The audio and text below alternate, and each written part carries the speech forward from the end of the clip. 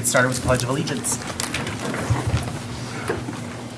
I pledge allegiance to the flag of the United States of America and to the republic for which it stands, one nation, under God, indivisible, with liberty and justice for all. Okay. Let's get going with the roll call. Samantha. Samantha Kern. Doug Pounds. Olivia Welch-Erdoff. Elizabeth DeBrule. Mark Renaud, Village Precinct. Kelly Boyer, Select Board Rep. Jared Talbot, School Board Rep. Joe Alexander. Frank Hobbs. Israel Carey. Brian Mazer. Laura Stevens. Richard Manzo. Allison DeCesare. And we have Danielle Desora, Derek Horn here for staff support, as well as various department chairs to present their budget. Is there anyone here for public comment? Chief? No, you're up later. Okay. Yeah, sorry. Okay. I jumped the gun. All right, seeing no public comment, I'm going to close public comment. Old business, before I call on our police chief, I would like to turn the committee's attention to 3 memos that I have passed around. These 3 memos are, the first one is the question that was asked about the median assessment of a single-family home. Right here. The second one is a question about the pilot agreements that we have. This one. If there are questions by the committee, please feel free to ask Danielle or Derek. And then the third one were questions about languages taught at Mountain View Middle School. Brian Mazer had a question about the associations that the school district pays in what line that is. And then changes from the budget from default, or changes in positions in the budget as well. So that's there for the committee to review, so for school deliberations, and these are answers to our questions. So thank you for putting that together for us. Appreciate that. Yes, thank you. With that, I'm going to call on Chief Serino. Welcome. Thank you. All set. Take it away. Good evening, everyone. My name is Eric Serino, Chief of Police in the town of Goffstown. Most of you know me, and most of you know that I talk way too much, kind of like my friend Adam. Let's call it what it is. Competition. Yeah. Please, sometimes I go down I go down the rabbit hole. Please bring me back. I know we want to be brief, but I like to make sure I give you guys as much information as you need, and we explore whatever questions you have. So, to stick with the presentation format, what you'll see here on your slide, I believe, does everyone have the slides? We're on slide, for the committee, we're on slide 44. 44. Everyone all set? So basically, my presentation, really quickly, kind of, if you don't know, most of you know that our budget in the police department is broken up into 2. It's the police operations side, and then there's the communication side, which is our dispatch side. Basically, this year, and we'll kind of do an overview. We have 26 union members and 11 non-union that are police officers. We have 2 police officers and 5 crossing guards that are part-time per diem for a total of 36 full-time employees, versus 36 full-time employees. Some of the bigger things this year in operations were increases were wages, the uniform line, crime prevention, employee development. Some of our decreases you'll see, ironically, is electricity, propane, and gasoline. And we can talk about that. In police dispatch, in our communications, we have 9 union members and 2 non-union members, which is, we have no part-time officers, and we have, no part-time dispatchers, and we have 11 full-time dispatchers. Next slide you'll see is our organizational chart that I have for you guys. That way, if anybody has any questions about how our police department is organized, if you have questions about job description or what we do, certainly feel free to reach out to me and I can talk to you. But that way, you guys have an understanding of kind of what our department looks like on paper. We also have a function chart if you want that, which obviously this is just people, but it actually goes into what they do. I'll point out that some people, as most people in our agency, wear multiple hats. A lot of us have different jobs beside what their initial organizational chart shows them. Next slide is police staffing. So We have 32 full-time sworn officers, 5 command staffs. You have 1 chief, 1 captain, 3 lieutenants. You have 5 sergeants, 4 patrol sergeants that are the supervisors on patrol. You have 1 detective sergeant that also acts as our evidence officer and juvenile prosecutor. He oversees the detectives division. 22 officers cover assigned patrol shifts, school resource officers, detectives division, and other positions that we have, if we create them or we need them. We have 2 part-time sworn officers per diem, both cover open shifts when they are available. One is a retired full-time police officer that helps out, another one was a full-time officer who took a step back after having a child and is now helping us out part-time. We also have 5 part-time per diem crossing guards, 4 full-time support staff, 2 records clerk, 1 legal clerk, and 1 executive secretary. In dispatch, again, we have 11 full-time dispatchers, 1 supervisor that's non-union, 1 assistant supervisor is non-union as well, and 9 dispatchers. So in police operations, just kind of to break out what we do, we are, all sworn police officer primary duties are the public safety in our town. As you know, we all have different jobs administratively, but at the end of the day, we're all cops. That's what we do. We enforce all the laws, the Constitution, ordinances in our jurisdiction. If you didn't know, Goffstown is the 14th largest community in the state based on population. We border the biggest city north of Boston, which is Manchester, and arguably the west side is one of their most crime-ridden areas. So just to give you guys a heads up of what we're dealing with in Goffstown. Our officers also patrol 37 square miles of the town, including the campus of St. Anselm's College. Communications Division, they dispatch for Goffstown Police, Goffstown Fire, Ware Police, Dumbarton Police, New Boston Police, New Boston Fire, and they dispatch for campus safety at St. A's. By the numbers, this is a quick overview just to kind of give you guys a snapshot. I have more if you need them down the road, but really in 2023 operationally we had 9 openings, 9 out of 32. And let me tell you, that's a struggle. We only hired 3. Obviously right now we're still actively recruiting and hiring. Last year on average our officers handled over 2,200 calls per service a month. So you're talking, we're down 9 operationally officers and we're still handling 2,200 calls per month. Totaling over 30,000 calls for service a year. Over 900 of these calls were courtesy calls, fingerprints, lockouts, vacant property checks. For those of you who don't know, vacant property checks, you go on vacation, you can mail a form into us or email us a form. We go to your house when you're not here, we check on it, make sure it's good. It keeps people in the neighborhood seeing there's police officers there. We keep an eye on that stuff for you guys, free of charge. Most of our cases that we deal with can be anything from calls for service for accidents, for crimes, to school visits, to traffic-related issues. Most of our bigger things we're seeing right now are drug cases. Methamphetamine is really hitting our town. Fentanyl obviously is prevalent through our community. Fraud cases are on the rise. We're seeing elderly people being scammed out of money left and right. We had a woman, I was sharing the story, that unfortunately had a scam and she lost almost $50,000, right? These cases are very complex and we have to work with our federal partners to try to get that money back. This isn't a quick show up, take a name, and leave. We have to literally spend hours and hours on these cases to help our victims. We also see a rise in simple assaults, which comes from domestic violence. In dispatch, what you'll see is operationally last year, we had 3 openings out of 11, 3 out of 9 dispatchers. We hired 3, but 2 didn't make it through training. And the reason why I say it to you is because of this.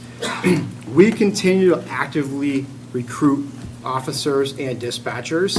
It is not for everybody, but I refuse to lower our standards. Our standards in this town have been set by my predecessors for many years, community policing and the way we do business and our dispatchers and how professional they are. They show up every day to work and they help us get to where we need to go and they save our lives by getting the right resources. The problem is when they show up to do the job, maybe this isn't the job for them, they can't get through training, and we're just not gonna keep people in the seats because it's a warm body. I refuse to do that. So as we go through these training cycles, yes, we hire 3 on paper, but operationally, they're not ready to go, and then they just can't make it through. So that's why you'll see we hired 3, but 2 didn't make it. We still have 2 current openings.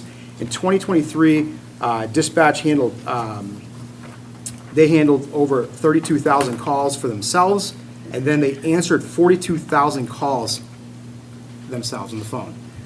It's a lot.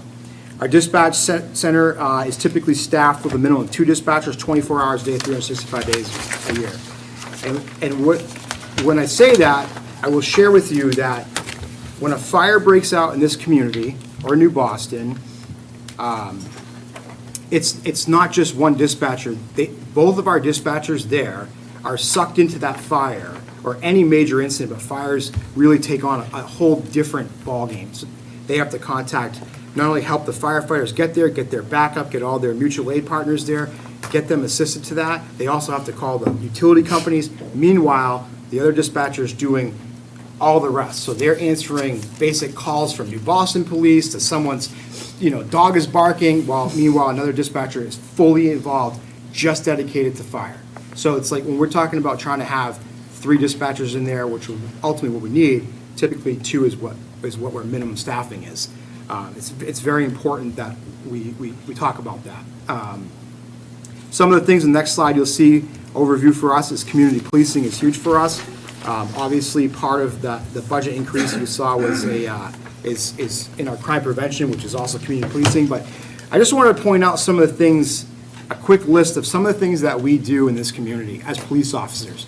This is not what we're supposed to do. This is not what basically we just go out and investigate crimes. This is what we do that's extra.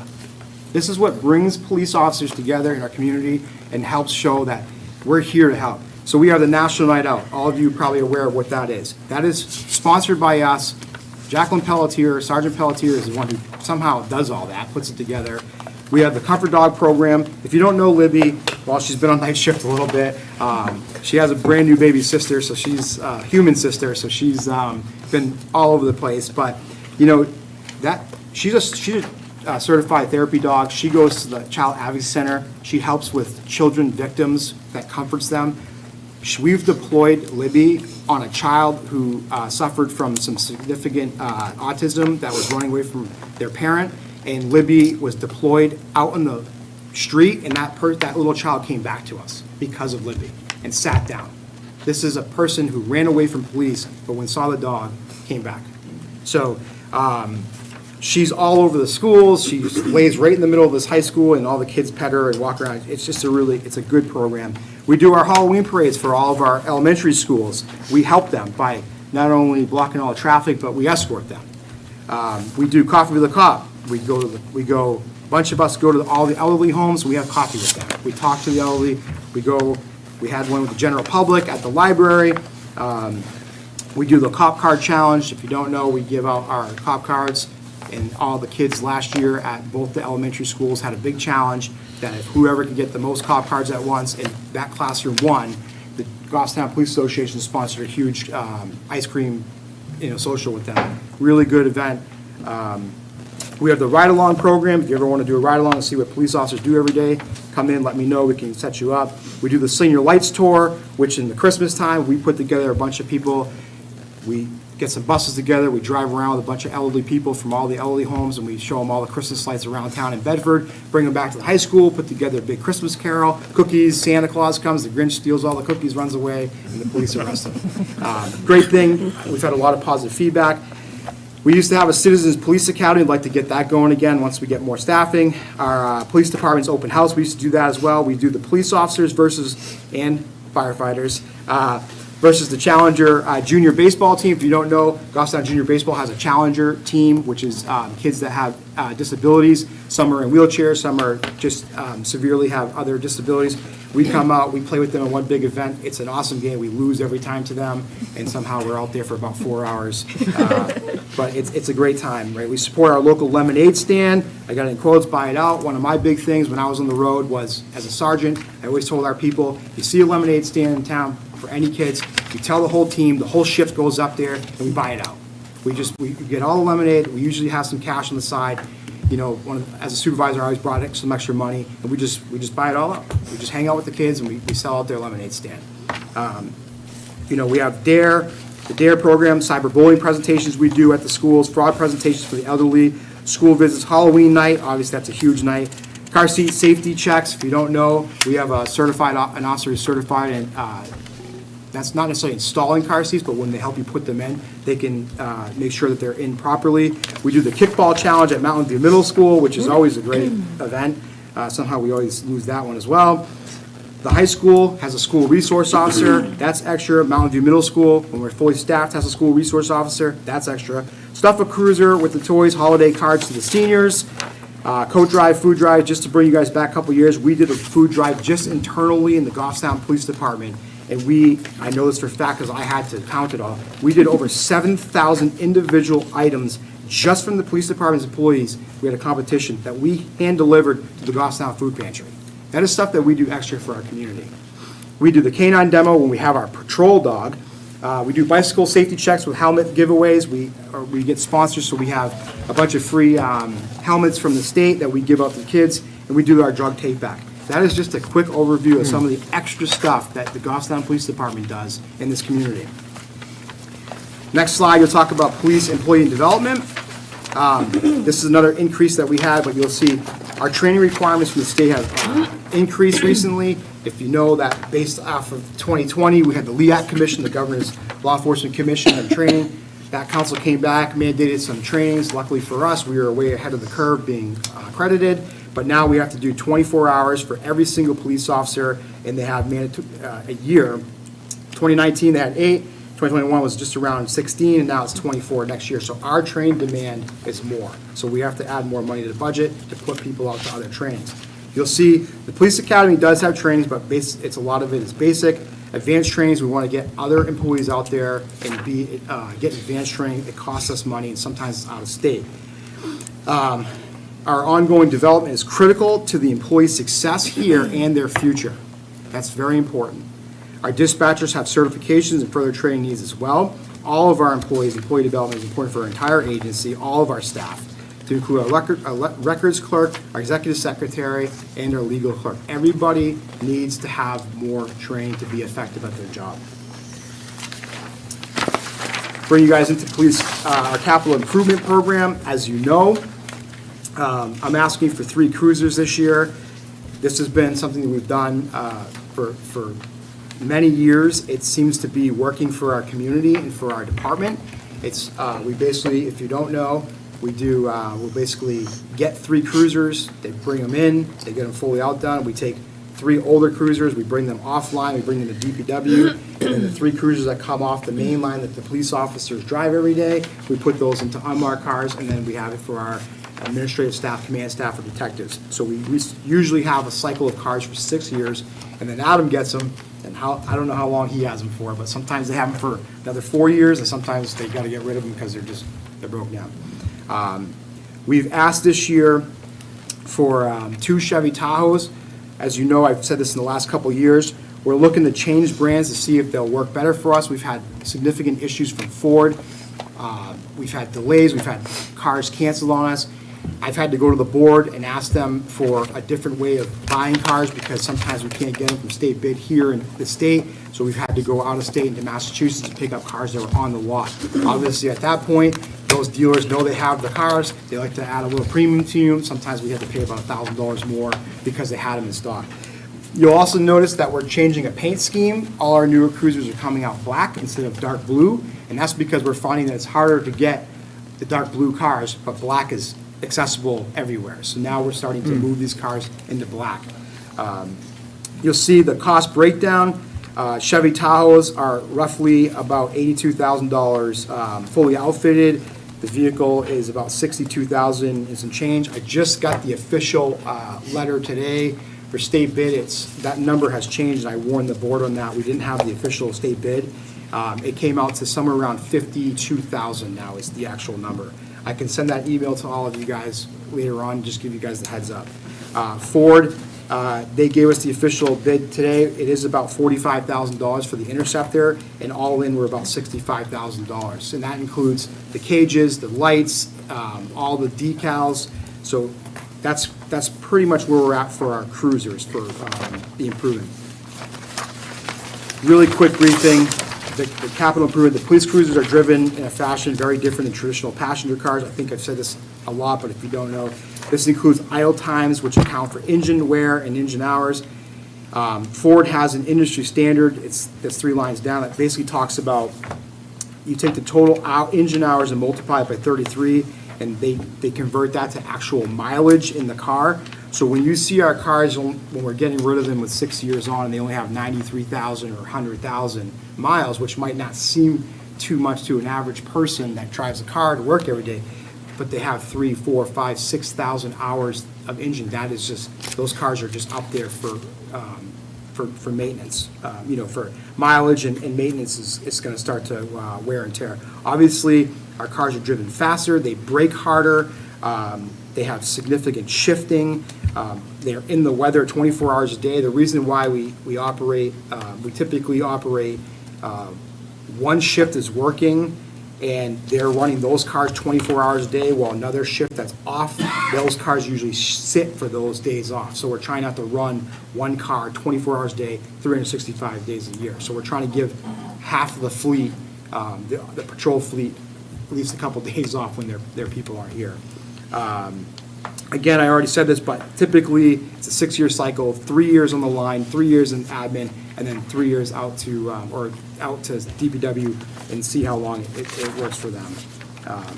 But again, that's the overview, just a brief summary I had. You guys already heard this, but it's 32 full sworn, 2 part-timers, 11 dispatchers, 4 support staff, 5 crossing guards, 10 line cars, 3-year cycle, 5 unmarked cars, 3-year cycle, 1 pickup truck, 1 command post / crime scene van, and 1 radar trailer. And that is my quick That's pretty good. overview of the police department. Yes. Thank you, Chief, for that. Questions for Chief? I know Doug had a question first. Yeah, Chief, thank you. You're great at getting through all the details.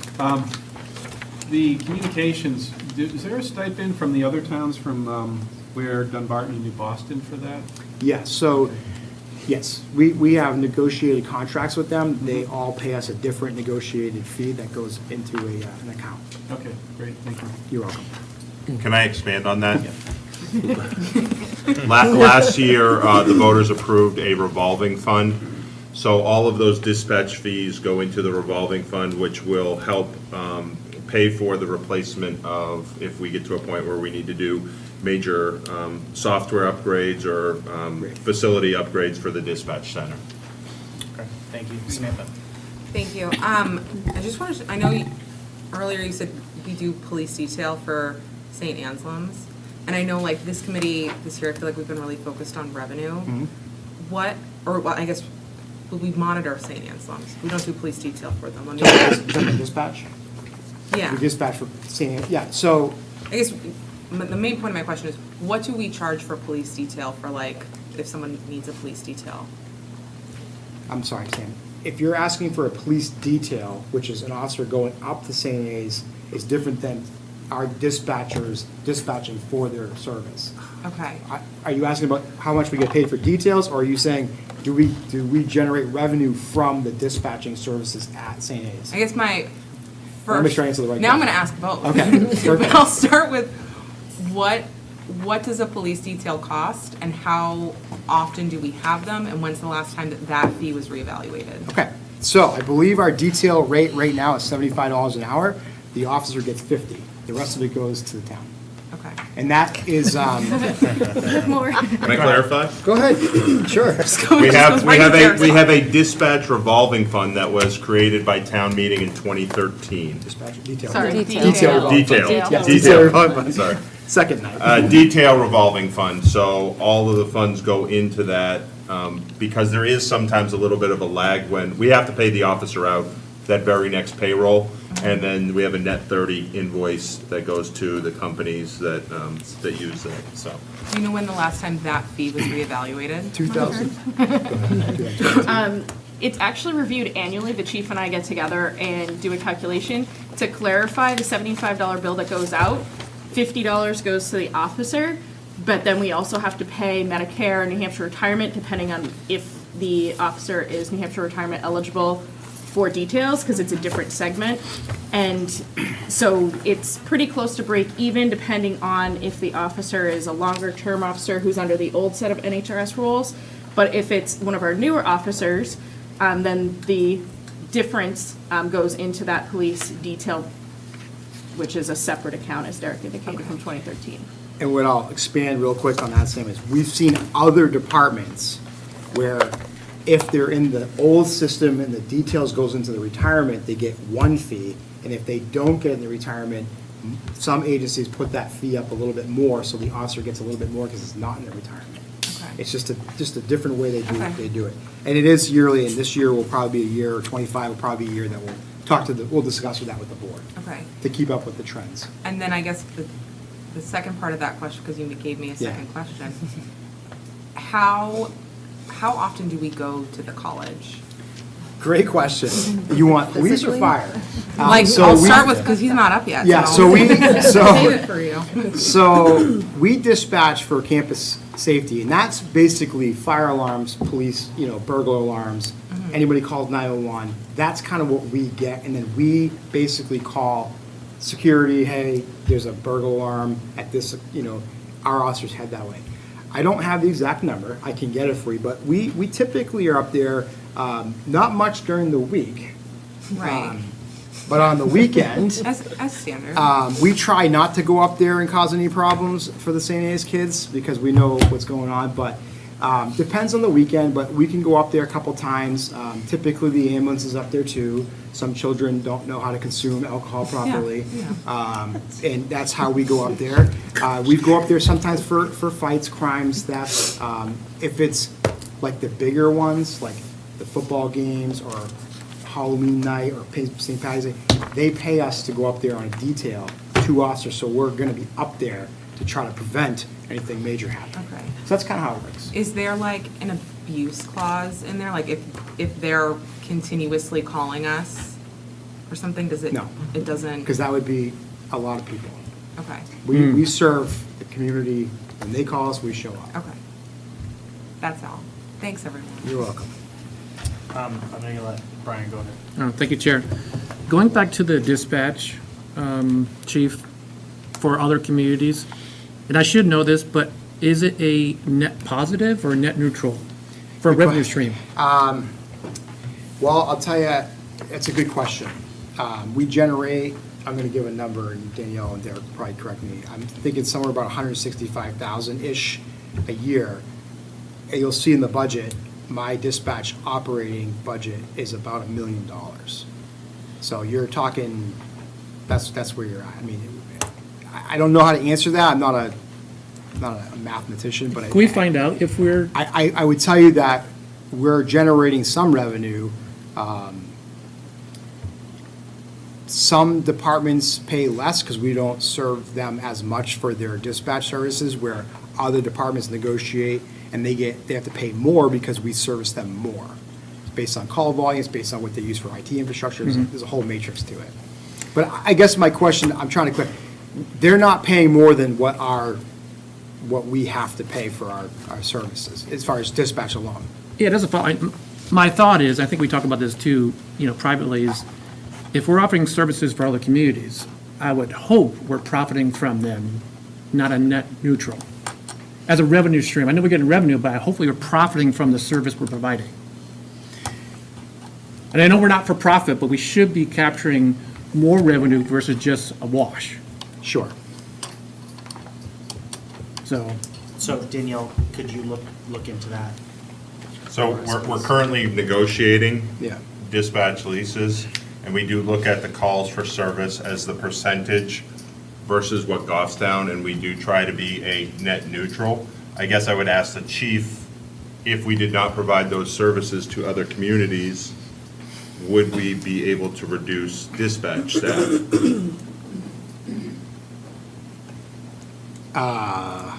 That's a tough question because I think we're busy without them. And just in Goffstown, quite honestly, I think we're busy enough with Goffstown. If we did say we're going to get rid of our dispatch partners, I would not be asking for anybody to leave my division because I think we're that busy.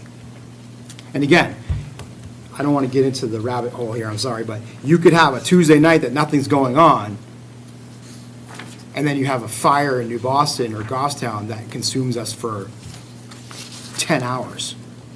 And it's like, that alone is, that could be just in Goffstown.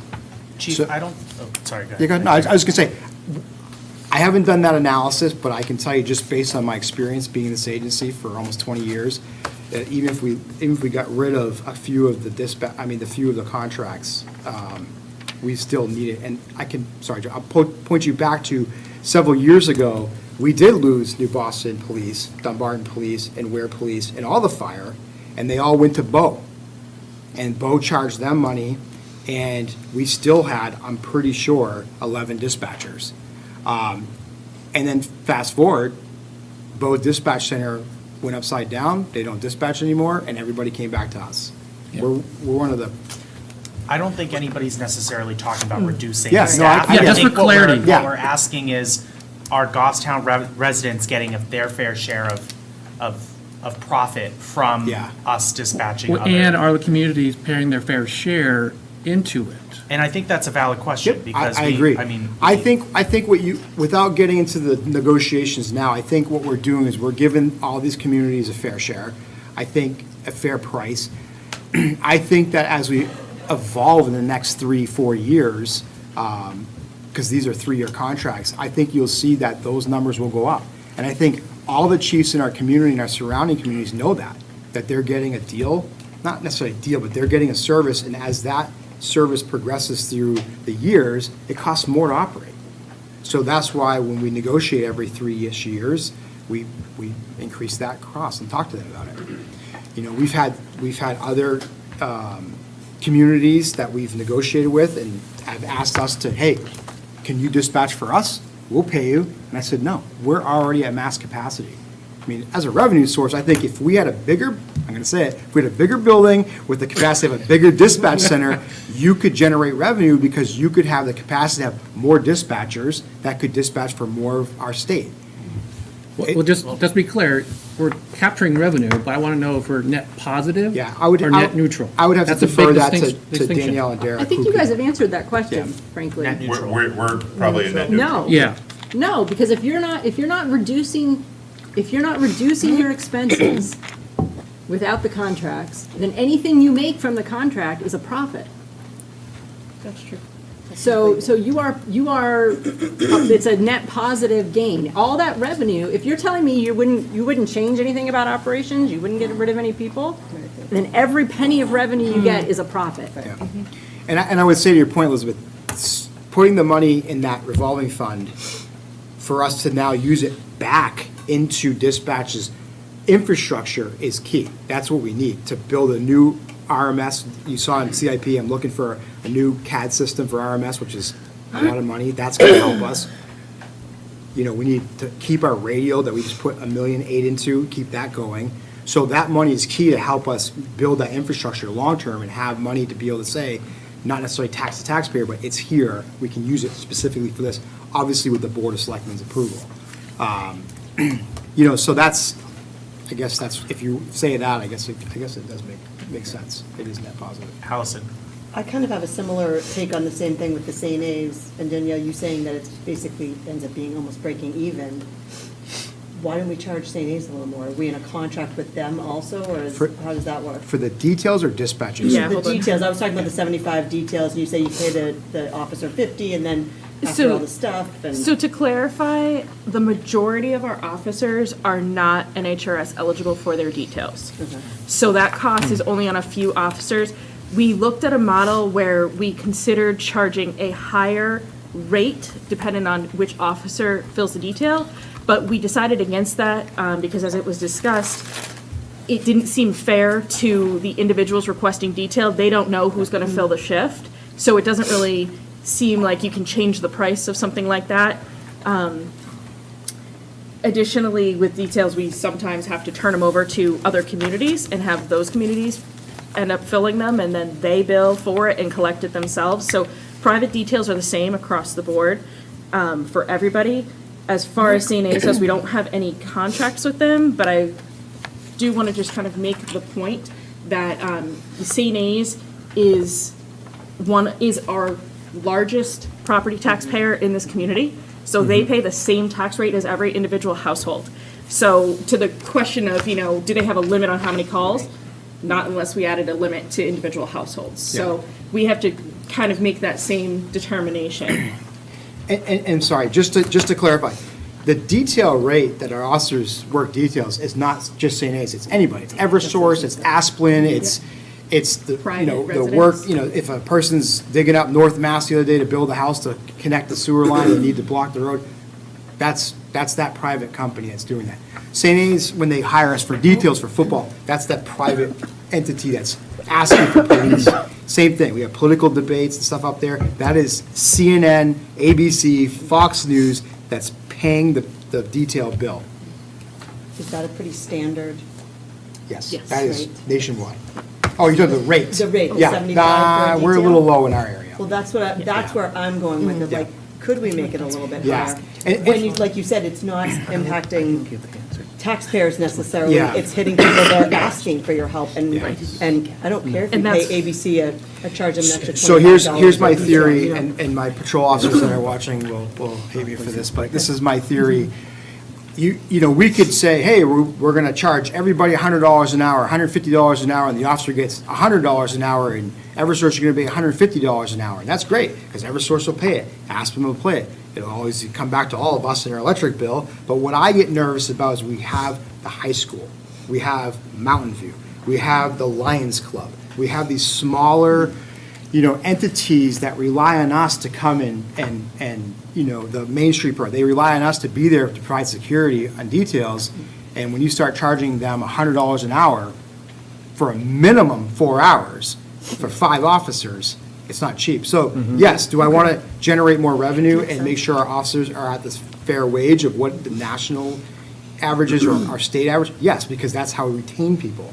But we have to balance it based on a lot of our details come from a smaller group, and we want to make sure we're helping them out too. But couldn't you have a nonprofit rate? We do. It's a minimum of 3 hours instead of 4.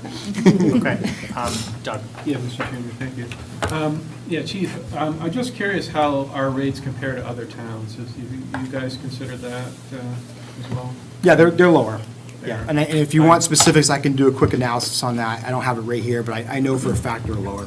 Significant or? We're probably on average around 10 to 20 bucks cheap, less than a lot of other departments. Yeah. You guys take that into consideration when you set your rates? Yeah, we'll have to, yep. And then same thing as the cruiser rate. We charge $15 an hour when they ask for a cruiser. Most are charging 20 right now, so. All right, yeah, thank you. Chief, I have a question, I'm calling Jared. One of the things that I heard that was a little concerning is that we have a vacancy in a school resource officer at Mountain View Middle School. And that to me is concerning because we did add a position for that officer to go. What are we doing to make sure that we have a school resource officer there? Yeah, And so- do you think maybe that position would benefit from bonus pay of some sort to make sure that school is staffed? So, in the contract, if you are a school resource officer, you do receive a stipend, so you get a little extra for doing it. I'd like to explain to everybody that, yes, the school did pay for an officer, and we did have 2 officers up there, and we did create a position for that several years ago. The problem is we're police officers, so when we have, and I'll just use an example here. If we're staffing our department fully staffed, we have X amount of officers on the shift, on the road, covering, protecting our community. All the other officers that are extra are going to schools. When we lose 9 people in 1 year, that's unexpected. We pull officers from specialized assignments, like detectives, SROs, other places, support services officer, and we put them back into patrol. So if I have enough police officers today, there would be an SRO at Mountain View, hands down, right now. There would also be more detectives, there would also be a support service officer that I asked for a couple years ago. We'd be firing all cylinders. The problem is that I can't take officers off the road necessarily and put them in the school when I'm only leaving very limited officers on the road. No, and I understand that. I guess I'm asking, is the stipend large enough to retain a school resource officer at that school? Because my opinion, we would need one at the middle school and we need one at the high school. I agree with you. I think your opinion is accurate. It is my decision to take them out of the school. And the reason why is because what we do is I can give them all the money and they want to be there. The SRO who was just there, who left, took a step back from work, she wants to be there and I want her back there. But when she left, I don't have the ability to get someone in there right now. So if I had enough officers, I would be putting one in there, and I could pay them $30,000 more, and they'd appreciate that. But what happens is when I say, oh my gosh, we just lost 9 people, and now I have one person covering the town of Goffstown, but everybody else is at the schools here and there and just focusing on schools, I have to bring those people back to patrol. And it's a very delicate balance, right? And then I also have to strategically figure out how the rest of my agency is going to run too, because we still need detectives to do backgrounds. We still need to investigate, pretty intense crimes. So it's a balance. And that's why you see my officers doing the extra patrols, the extra walkthroughs of Mountain View Middle School. That's why they're always out there. That's why you see me standing there when we have the school threat. I'm standing there because I know how important it is. I don't know if that answers your questions, Yeah, but it answers my question. it's tough. Thank you. You're welcome. Jared? Thank you, Mr. Chair. Chief, looking at your lines, bring it to the budget. I know that we aren't talking too much about numbers, but I'd like to for a moment. It looks like from your presentation, for police operations only, you have 11 non-union members. And looking at your budget, you have an increase of $130,000.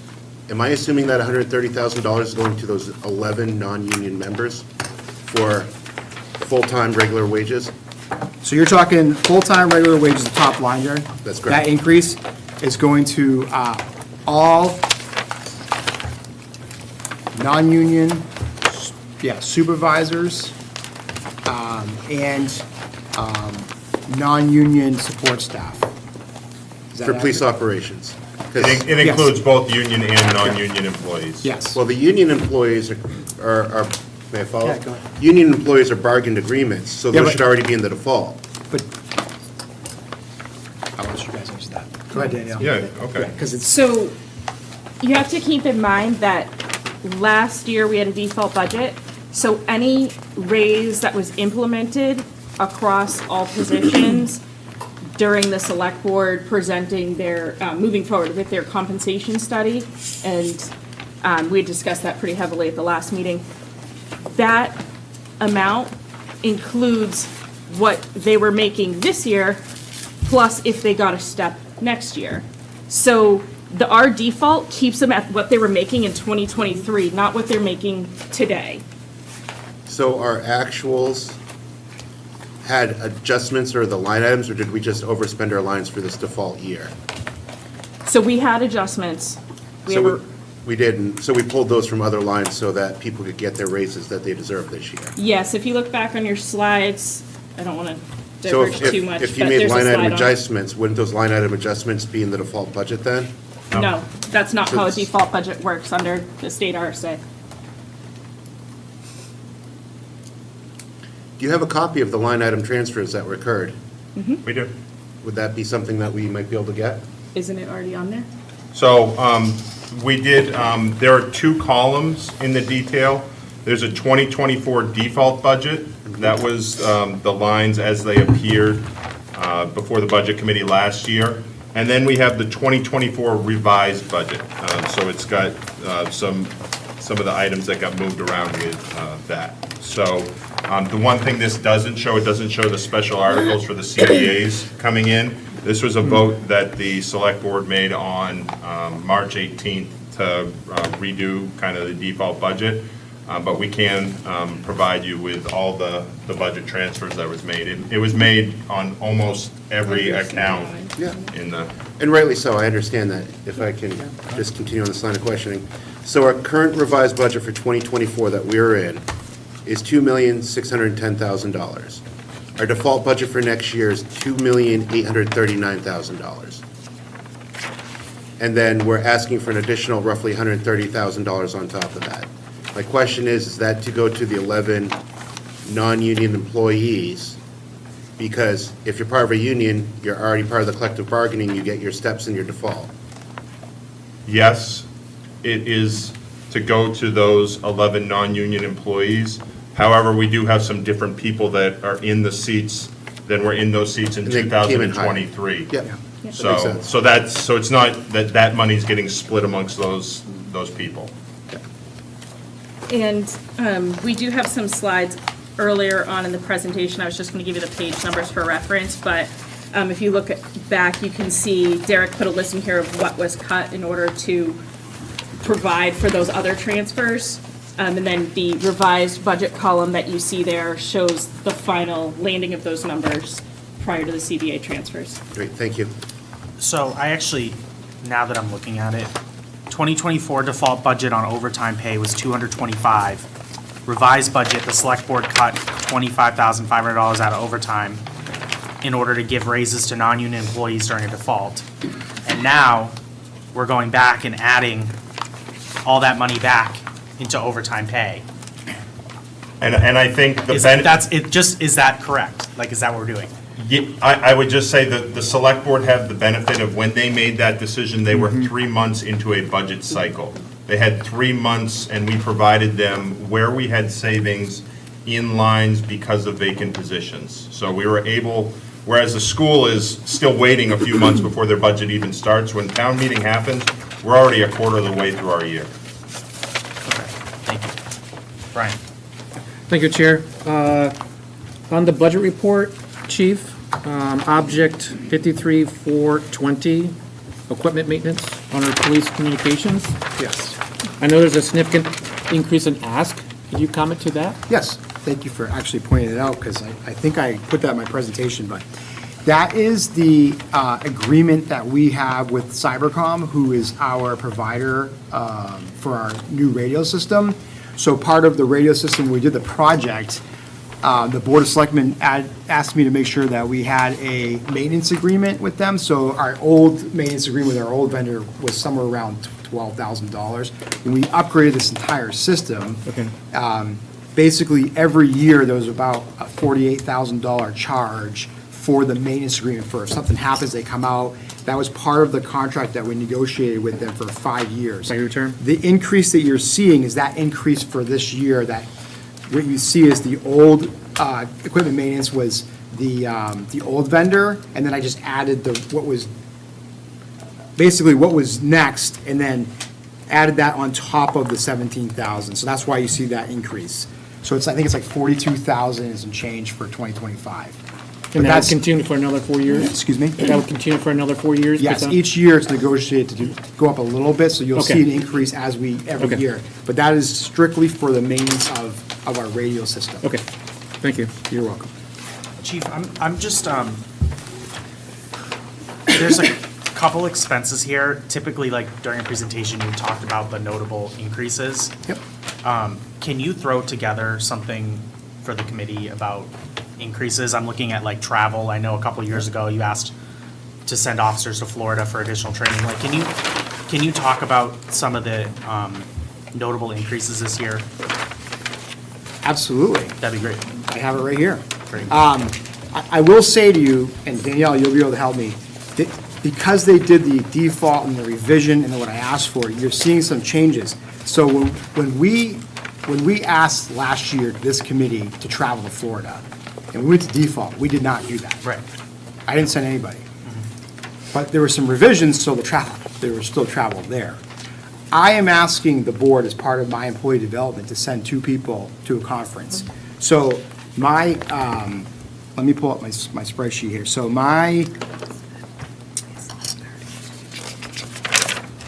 So for travel, it might actually look like it decreased, because I believe the default actually kept me, or the revised budget kept me higher.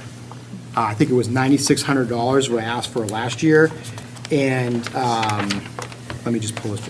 So what you're seeing is that the revised budget was $9,600, right, and 40. You follow with me, Joe? And then you're going to see some charges, because we did have some travel this year that's past October. But then what you're seeing is the department has 4840. That includes 2 conferences. There's travel in that. So even though it's a decrease, it's technically, I am asking to go to 2 conferences. One's the Chiefs Conference for me, for my executive development, and an accreditation conference. And you'll see that travel for communications, because our accreditation manager is our communications supervisor. You should see that in that line as well.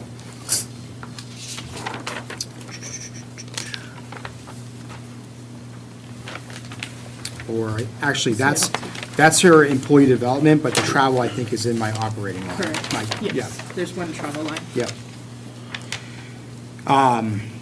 If you want me to kind of keep diving into the different things that I didn't know that we were going to talk about all the different the changes, but I certainly can if that's what you want. Or if you want to talk I about mean, our it's a budget, deliberations. you're presenting your budget, so I would like to see that. Well, Yeah. he did hit some of them. Yeah, you Yeah. On his cover sheet, it says areas of increases, Yeah. and then the areas Maybe I of missed it. decreases. And you'll see like crime prevention was one of them that went up. That was, I think I told the committee when we did the tour, I'm asking for the e-bike. It's about a $3,500 to $5,000 purchase. That is in crime prevention. That's the increase there. What else? We've decreased a few other places for like cameras, electricity, propane went down. Electricity went down 10,000. Propane, we're estimating going down about 5,500. Gas went down. Gas went down. Gas went down, so, yeah, I mean, I can talk about that if you'd like, but, essentially, we get a rate that the town locks in. I have to try to guess next year how many miles and how much gas we're gonna use. So I try to, put a little bit more than, I think we're gonna, on average, we're spending anywhere from, 2,000 to 3,000 gallons, and then depending on how much it is, right? You'll see that this year we went from, I think it was, we saw a decrease in the gasoline price, so that's why I brought it down. One increase you'll see that was overexpended this year was our advertisement. That was something that I decided to do. We did a huge press release and advertisement with our police app company that we partner with to get more applicants. So I made a decision to overexpend that line. We don't normally advertise, but I made a decision to do that this year. We spent about $2,300 in advertisement, and I think it worked. We got 2 certified officers. I thought it was good money, well spent. I have a team that is looking for me to put billboards in Manchester. I'm not there yet. I don't want Al, well, he's retiring now, but I don't want the chief over there yelling at me. So, we're really trying different things on the fly within our bottom line budget to try to increase the recruit pool and retention as well. So you'll see that. Legal line, well, you'll see that flew up. That's just due to us talking to our town attorney about either 91As or other things that we have going on. Chief, Yes, ma'am. just on that point, you had indicated your volume of 91As. Oh, yeah. So I think Elizabeth, you asked this last week. Somebody asked. Yeah, Yeah. about how many we. So, or Joe, you asked as well. So we handle, last year, we handled 425 91A requests out of our records division. This year, we're on track, I think we're about 375 right now. We're averaging about 40 to 45 a month that our records division is doing. Now, to the point that we made the other night about the increases in the fees, what we're seeing is we can get a 91A that's about 18 pages long from a company out in California that wants to know all of our history on use of forces, on the demographics of who we use those use of forces against, to all of our shootings, to all of our, arrests and all that. And it's pretty clear that every surrounding police department in the state of New Hampshire gets that same 91A request at the same time from the same group, right? And that takes us some time to get that. Luckily for us, because we're accredited, most of that information is on our page, our website, so we just say, hey, go out there and get it yourself. But there are 91As that we get from the insurance companies, right? So someone hits a telephone pole, Eversource contracts with the company, that then 91As us, the accident report. We have a lot of people that want to see what happened in the police report. They 91A those. And that's our staff going through that, redacting it, and then sending it out. I don't have a split on how many people walk into the office and pick it up and pay for it versus how many people request it via email. We don't track that. I think on average, we're generating about $400-ish to $500 a month on those revenues. Don't quote me exactly those numbers, but that's what I remember the last time I checked our monthlies. So to the fact, we get a lot of 91As at the police department, and that goes through our records division, the two wonderful women that work there, redact them, and then they give them over to the captain who sits out back, who's our attorney and prosecutor, and he goes through them to verify that everything's up to snuff, and if we don't know where we're at, we send that over to our town attorney, and then that town attorney looks at it to verify we're on the right path. And it's a lot in 5 days. And the revenues that Chief just mentioned are for physical copies. Yeah. For pages per print, not for the 91A request itself. Okay, are there other questions for Chief? Sorry, I kept go down rabbit hole. Jared? Chief, just looking at your police operations again, you have 32 full-time sworn officers. In your experience, what should we be at with this town? I mean, honestly, we need to be somewhere around, I said this a couple of years ago, we need to be somewhere around 38 to 40. I mean, Bedford PD is right next door to us. Their population is 22,000, we're 18.5, and they're at 41. And, you know, they obviously have a little bit of bigger town, some different revenue sources, but we are operating this police department currently at staffing levels of 1978. And I know that because the retired captain that I just saw the other day at the hardware store, Glenn Dubois, he reminds me that when he was an officer in 1975, 1978, the same amount of officers were covering this road at 8,500 people, and now we're 18.5. So as we evolve, and as I am the chief and continue to be the leader of this agency in our community, we need to continue to evolve and, you know, recruit the best people for our community, for what our community deserves, and retain the best people we have right now, who are all of them. And that's by money, opportunity, employee development, and just hope they stay happy. And if they don't, you know, but yeah, we should be a lot more. And I think I've told this committee before, I was very fortunate for you guys to give me the opportunity to hire a 32nd officer, which we utilized in a really good capacity for a year, and I'm sure that year you saw a lot more proactive community programs that went out, but we went back when we lost so many people, and we can't hire enough people fast enough. And as you all know, it takes a year for as soon as I hire someone in my door to get them operational by themselves where you see them.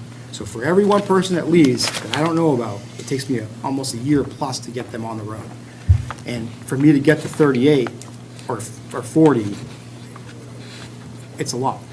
But I respect the fact that we have to keep our paces where we're at, but there's only so much we can do before people start to, you know, can't do it anymore. Great, thank you, Chief. So kind of following on that same line, and we had a similar conversation with the fire chief about the problem with filling vacancies, the problem with retention. I mean, I'm getting the sense from talking with you that that is probably your number one concern at this point. And correct me if I'm wrong. But have we looked seriously at the whole idea of, is it actually cheaper to pay people more and keep them longer than it is to go be in this constant cycle of hiring and training Yeah. and, because that is expensive. Yep. That is very expensive. It's a high rate of pay because it takes your time and you're the highest paid person in the building. Yes, I know. Base salary. Other people work a lot of overtime. No, yeah, so, I mean, listen, my number one goal and what I worry about every day is to make sure that the officers, the employees, the dispatchers that work in my agency right now are mentally, physically, and spiritually okay. That is my number one goal, to take care of them. Give them the tools they need, give them the equipment that's top of the line, so they can go out there and serve this community 100%. Making sure that we have enough staffing is the other thing that keeps me up at night, to make sure that I don't come to this community and say, we have no cops, so we're not gonna have a police department tonight, like the town of Bow did. That gives me nightmares, if I can be honest with you. So to retain people, especially when they've been here for years, and they know their job, and they're really good at it, is super important to me. And that is by giving them different opportunities in our community, like detectives, SRO, other things we can do, crime units, traffic units. The Comfort Dog is a specialized on it, but also making sure they go to different schools that maybe are out of state and we didn't do it. But that gives them the ability to say, hey, we're going places. Because every department around us has openings and they are doing things too. So it's always this competitive nature of trying to keep your people there. And then to try to recruit people, in 2024, nobody wants to be a police officer. Probably nobody wants, I don't want to speak for my partners over there, but nobody wants to be a police officer. Everybody thinks that we're all corrupt, even though we keep, going through the whole evolution of changes and making sure that we're body cams and we're doing the right things and we change with the LEAC Commission and we're doing all things. People just look at it and go, oh, I want to make $28 an hour, nice weekends and holidays, and have people be mad at me and, assault me when I can go work at Five Guys and flip burgers for 18. But the very small few that continue to come to our department gives me a glimmer of hope that we're in the right place here and that people are still wanting to do this job.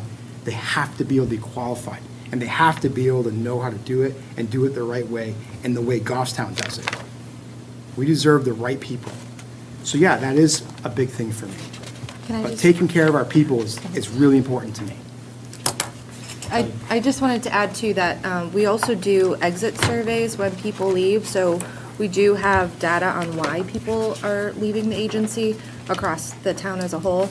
And it's not always about money. Sometimes it is, or additional benefits, but sometimes people want more time with their family. They want to go to a larger community with different kinds of specialized assignments or like the action we've heard before. It's switching career fields to make more, it's a variety of different things. So I will say from the select board's purview of like the oversight on that is we haven't seen one specific thing that is a trend that we can make an impact on retention. Although we talk about it with all of our department heads often is why is this an issue? How do we help, retain people? So absolutely heard, and it's something we talk about a lot. But isn't it also true in the past, though? I mean, I think I've heard both of you, and I know I've heard you mention that you hire these guys, you get them trained up, they do their 4 years of commitment, and then they go off to a bigger department that pays more money. So what's happening now, right? So we have a different, and I'm being respectful, a different generation of people that are coming into law enforcement. And what we're seeing now is, yes, we pay you, we get you going, we get you certified, and then you're here for 4 years under the contract, and then boom, you're in Manchester PD. We're seeing people at Manchester PD say, see you later. This is too much work for me. I am burnt out. I come to work at 24 years old on my 4 to 12 shift, and I've answered 75 calls that are all domestic assaults, robberies, someone dying on the street, and these people by year 2 are completely burnt out of their mind. And they're like, I need to get out of Manchester PD. I want to go to Goffstown. I want to go to the sheriff's department because it's 7 to 3, no nights and weekends, no holidays. I want to go to Ware PD because it's a smaller town. We're starting to see the trend, the opposite now. We're starting to see the bigger agencies. I mean, I just talked to the chief in Manchester a month ago, and I think they're down. They're allocated like 275. They're down like 60 officers, right? And state police is down. But again, right now, it is an employee's market. It's an employee's market. If I want to go somewhere right now, it's easy. I just go apply anywhere. And everybody's looking for a certified cop because you're absolutely right. It is cheaper. Well, it's not cheaper. You want to keep people there. It's cheaper and faster to get a certified police officer in the door. You might pay them more at the front end, but they're on the road operationally faster than if you hire a brand new person that has to go to the academy for 16 weeks and then field training in our department's 12 to 14 weeks, and then you're monitored for another 6 months. So if you can get somebody in, we had a lateral coming with 8 years, showed up at our door with 8 years experience from a different agency, and went right through our FTO program in about 7.5 weeks, tested out. He's on the road. He's phenomenal. But how much money did that save us in FTO money, for trainers money, hiring money, academy, everything saved us a huge amount of money. So yeah, we paid him a little bit more, but he's got 7 years experience. We don't get that often. I mean, but you look at Londonderry PD, which has all the money in the world, and they're still short-staffed. And they have all the money down there. They have New Balance. Hey, Chief. I appreciate the roller coaster ride you've been on for the last few years, because in the Budget Committee meetings, we've gone over this, attract and retain, and officers are, after they're trained, going to Manchester, and the cost, and the time, and the energy. One thing you said tonight really stuck out to me. You said you spent $2,300 on marketing, and you found 2 certified officers. My question is that an area that you continue to look at, potentially expand, and is that an ask in your budget? So I did increase it a little bit. I believe what you'll see is it went up, let me pull it up real quick. It went from 49,400. 200 to 1,000. It's like Yeah. towards the bottom. Thanks. Yeah, I think I bumped it up to about 1,000. And again, to answer your question, yeah, we're trying our best. I'm not a marketing strategist. We're basically just a couple cops sitting around the coffee table trying to figure out how we're going to do things, seeing what other people do. I would love to have a marketing person, but we are trying to find different ways to market it. But again, what we're seeing is, I think the idea is everybody in the state that's a cop right now knows everybody has an opening. It's just a matter of, where do I want to go? Who pays the most? Who has the most time with their family? You know, and what we're trying to do is target a bigger scope. We have they've sent officers, not in our town, but other cities have sent officers to California to recruit, and they've got people to come over there, military. So yeah, we can target it, but like I said, I had one of my lieutenants who's in charge of recruitment says, hey, $800 a month, let's go throw our billboard out on South Willow Street, by the mall. I mean, I don't really know where to go with it. I mean, I was sitting at the airport diner last night, and right on the little piece of paper, it said, Merrimack County Sheriff's Department, Department of Corrections, hiring.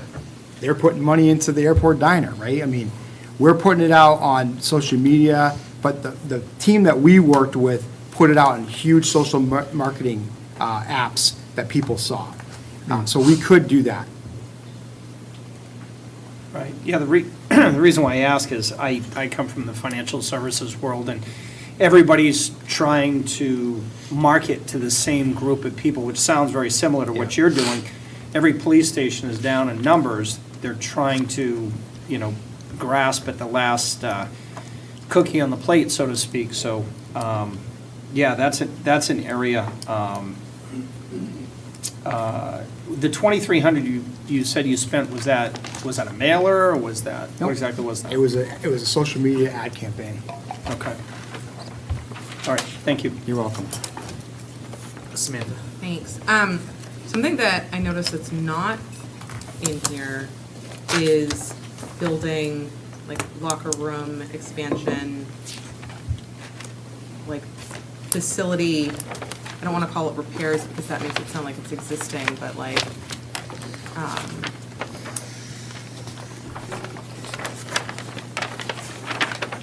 I mean, at least I didn't see it in here. I see like a really small amount for like facility Maintenance. maintenance. Yep, so we, So I guess, because I was on CIP this year, right? And so I know on the horizon, there is new police station.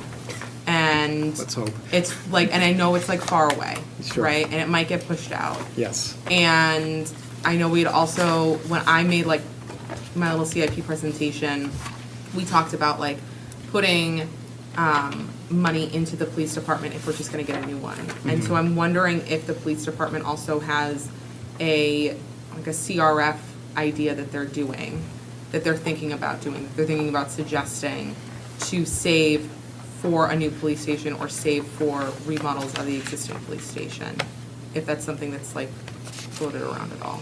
So. Or if that's even you, if that's maybe the select board. I can answer some of it. So facility maintenance is a line that we use, that we fix things around the station or try to upgrade. So you'll see, we trying to make our lobby somewhat professional, so we went in this year, we've been looking at that for the last couple of years, so we put some new ceiling tiles in, painted the walls, put a sign up, made it look a little bit less 1987-ish. We put some paint around the walls, right, we've done some office upgrades slowly.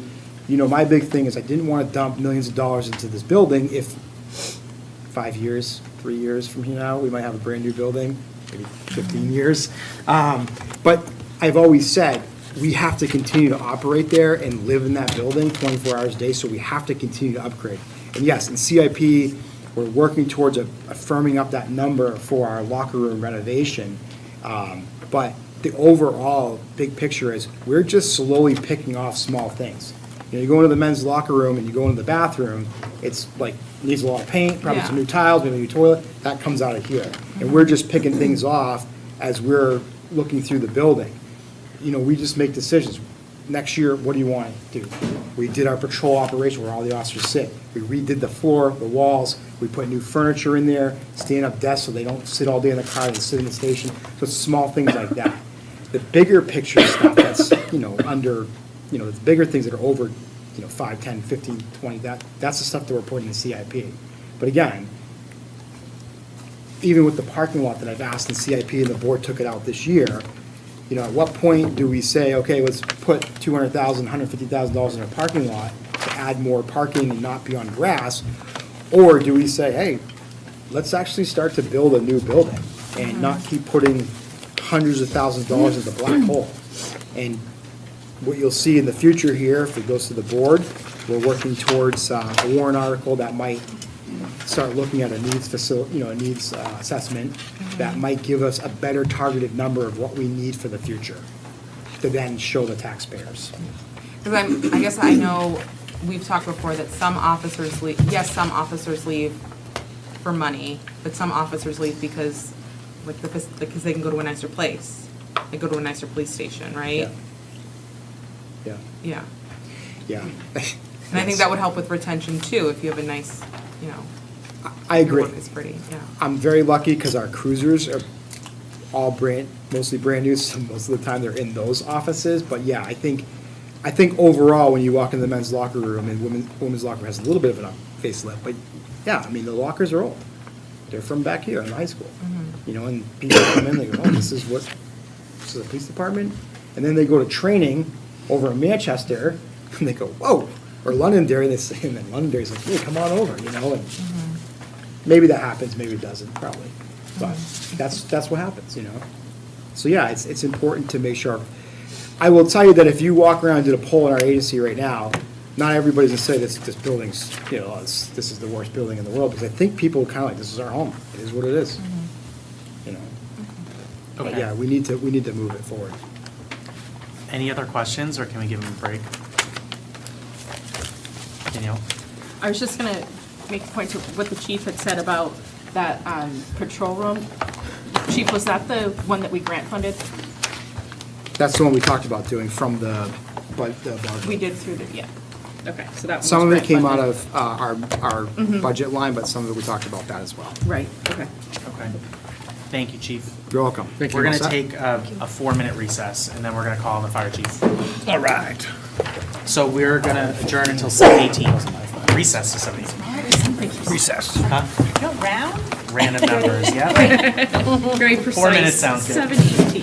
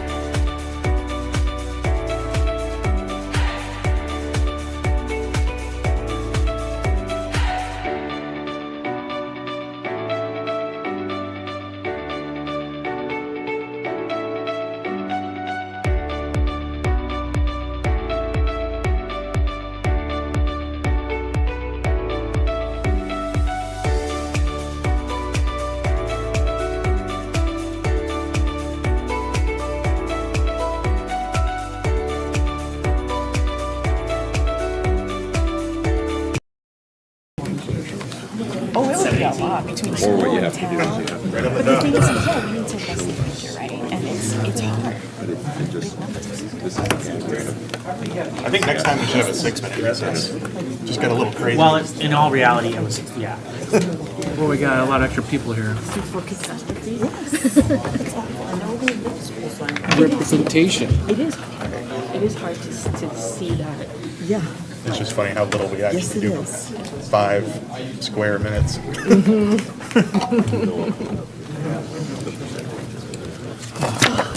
Okay, it is 7:19. We're calling the meeting back to order. This time, Chief, take it away. Goffstown Fire Department. Good evening, Mr. Chairman and members of the committee. I'm Sean Murray, the fire chief, your fire chief, and I'm going to go over our fire department budget tonight. I believe everyone has your handouts within the book itself. We're Department 33 in the financial part of the budget itself. The next year's budget reports are on page 9 and 10 of the main budget. So really, we're going to talk about two budget areas tonight. One is emergency management, and the other is fire operations. We do have a EMS budget, which is from a revolving fund, which comes from the revenues that we get from ambulance billing. So really, our main focus is on the fire department. So our emergency management division, there are no full-time or part-time positions there. This line funds emergency management and CERT. CERT is the Community Emergency Response Team.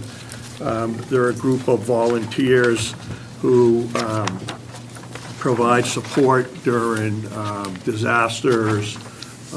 They actually do a lot with a lot of the events that happen around town. They help us with traffic control. So they have a group of at least 20, 25 active people. So within emergency management, I carry a small budget to be able to, provide them with some equipment as they go along. My emergency management budget is down by 1.76%, and really it's $120. I think I reduced one of the operational lines. So the department budget overall, 63.4%, as you can see on the chart, is in salaries. And then you have other lines such as telecom, utility and fuel, which is 2.3. Employee benefits is at 19%. So that gives me about 14.5% for an operating budget. So that's everything outside of personnel. So line 42201 is fire operations. We have 24 full-time union positions and 5 non-union positions. We also have 22 part-time per diem, and within that 22, there are 9 call firefighter positions. So in total, we have 50 personnel, both full and part-time positions.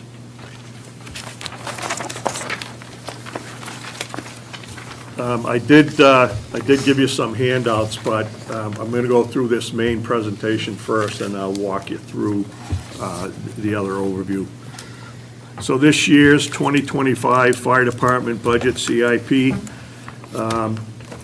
we are looking to put funds into the Fire Apparatus Capital Reserve Fund. If you recall, that did not pass last year, where we want to put $250,000 into it. So this year, we're going to request from the taxpayers to see if they'll fund $350,000, and we're going to request that through the unexpended fund balance. Also this year, we had $120,000 in CIP for Fire Station 2, which is the Mass Road Fire Station. Initially, we're going to use, of that 100,000, we're going to make some drainage improvement and pave around the fire station. And the other 20,000, we want to conduct a HVAC and building study. You know, for a number of years now, the CIP carried about 1.6 million for fire station renovations and improvements. You know, it's an old fire station. But it never went anywhere. So year after year, you know, it's carrying along CIP, but we're not getting any closer, and we're spending more money just fixing and maintaining the station. So this year, I went to the board and the CIP committee and told them that what I would like to do is start approaching this in stages. Since we can't get to the 1.6 million, what I want to do is, through that study, identify those areas we need to improve upon, like HVAC. I believe it's going to need a roof. Last year, we redid the floors on the apparatus bay, but if we take a little each year, we're at least going to try and, you know, not really get behind, and before you know it, we have, you know, a major structural issue or HVAC issue. So during the selectmen's budget meeting, I discussed it with the board, and I agreed to remove 100,000, but also because we had some grant funds that, through the year, some were New Hampshire funds, some were ARPA funds, and the board was able to allocate some of that money so that we went out to bid for paving around Station 2 on Mass Road, and we awarded a bid to Continental Paving. They were the low bidder, and they're going to come in for about $85,000 and do all that work. And that money will come from that grant funds that are out there. So that won't be a cost for us next year. And then the other thing this year is we're requesting $70,000 for replacement of the 2015 command vehicle. This is the command vehicle that the deputy fire chief uses. He's known as the deputy fire chief of operations, and he's the incident commander. Typically, he runs with the crews and becomes the incident commander. So that is a Tahoe vehicle. So if you turn to... Chief, real quick, do you know how many miles are on that vehicle? I do. I think it's 60, somewhere in the 60s. Okay. And I think Brian has a Yeah. question too. Thank you, Chair. Yeah, on that same slide, 55, two questions. One is more for clarity. Is unexpanded synonymous with unassigned? The unexpanded fund balance? Unexpended. It should, Yeah, it unexpended, should say sorry. unassigned. That's Okay. a typo. All right, thank you. And then the second question, relating to HVAC study. You mentioned some other potential work like roof. How do you come to prioritizing HVAC as a priority versus a roof or something else? It really depends on, when they look at the roof, you know, how bad is it? You know, it is coming in 20, 25 years. So you're really going to balance that versus the HVAC. I know the HVAC needs a complete new system. There's no forced air there or anything. We literally have the in-the-window air conditioners that we have like 7 or 8 of them, and that's what cools that building. And prior to last year, we had air conditioners from everyone, right? People would bring in their air conditioners, old ones, and it was the electricity, those things were drawn because they're not energy efficient. So I finally went out and I bought 6 or 7 new ones, a couple hundred apiece. But that's what cools that building.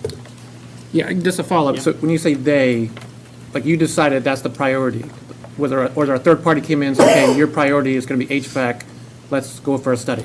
Well, I think it's HVAC. Okay. But certainly someone could come in and say, no, you better do that roof first. Okay, Or, all right, thank you. yep. If you turn to page 56, this is the fire department, our CIP apparatus replacement schedule. And it literally goes out from 2025 to 2045. It's a sky-down look at where we project we're going to need to replace fire apparatus. And some of it comes down to the age of it. There is expected life of some apparatus depending on what it does for work. And we also establish a replacement age. So if you look at engine 3, in 2026, we're due to replace that 2005 engine, which typically you can get about 20 years out of a fire engine, okay? In all the work and everything it does. So we replaced one engine 2 years ago. Actually, it went into service this year. Fire apparatus is now taken a minimum of 2 years to build, and the same with the ambulances. But, so in 2026, we're going to ask to replace an engine.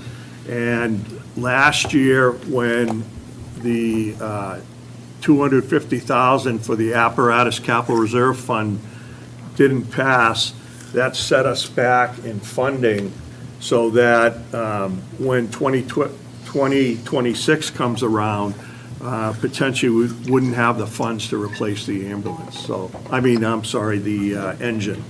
So that is why we've boosted that up to $350,000. So then, but if you also follow that line after 2026 on that engine, as you see, there are no other engines scheduled to be replaced, even beyond 2045. It's probably 2046 or 47, but that brings all of our engines up to newer engines that aren't 20 years old. They're, you can actually look at it, one's 7 years old, another's 2 years old. So we have three engines, 2 mainline engines. One runs out of the Village Station, and the other one runs out of the Pinardville Station. And then we have a backup engine when one of those other 2 has to go for service or goes out of service. And then, as you see, we have a comprehensive plan of where we anticipate we're going to need to replace something. It's reevaluated every year. Sometimes something may be slated for replacement, but it's still in good condition, so we may move that out further. So it's always a balance game depending on what shape the apparatus is. Chief, Laura has a question. Thank you. So the 2 vehicles that are listed in 2025, is the expectation that we get them in 2027?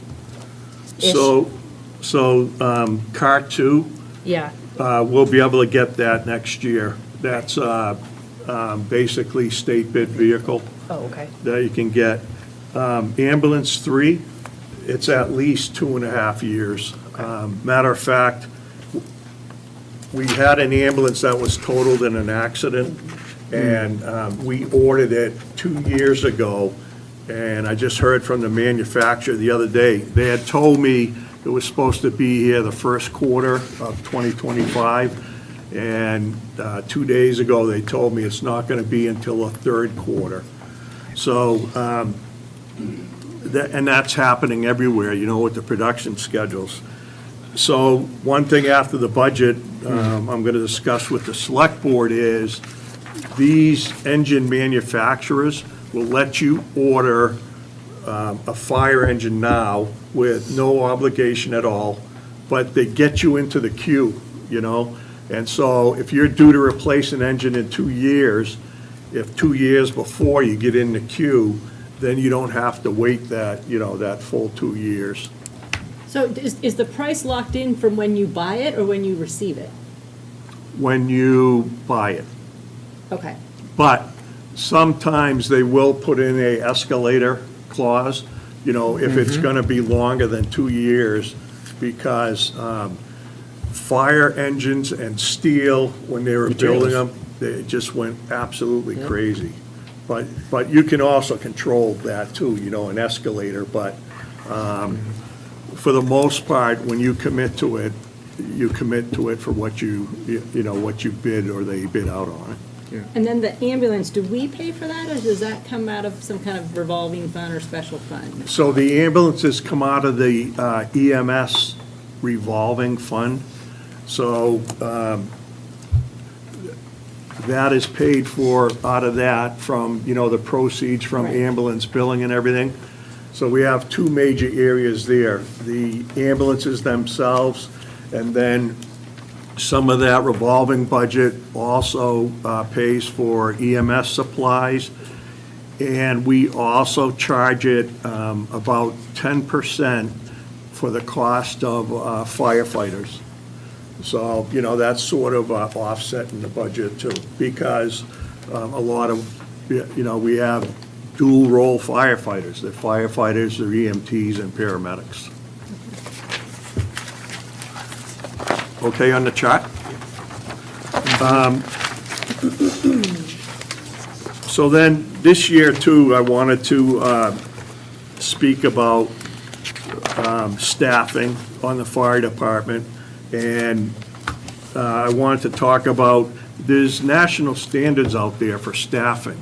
And one of the main ones is called NFPA 1710. NFPA 1710 stands for the National Fire Protection Association. And the 1710 standard is a industry standard which basically gives guidance to fire departments on the organization and deployment of fire suppression operations, okay? And emergency medical operations by career fire departments. So I put this information in for the Budget Committee just to give you a better perspective of, you know, when we're asking for manpower, or, you know, you wonder how we determine how many firefighters we need, we do follow this standard. So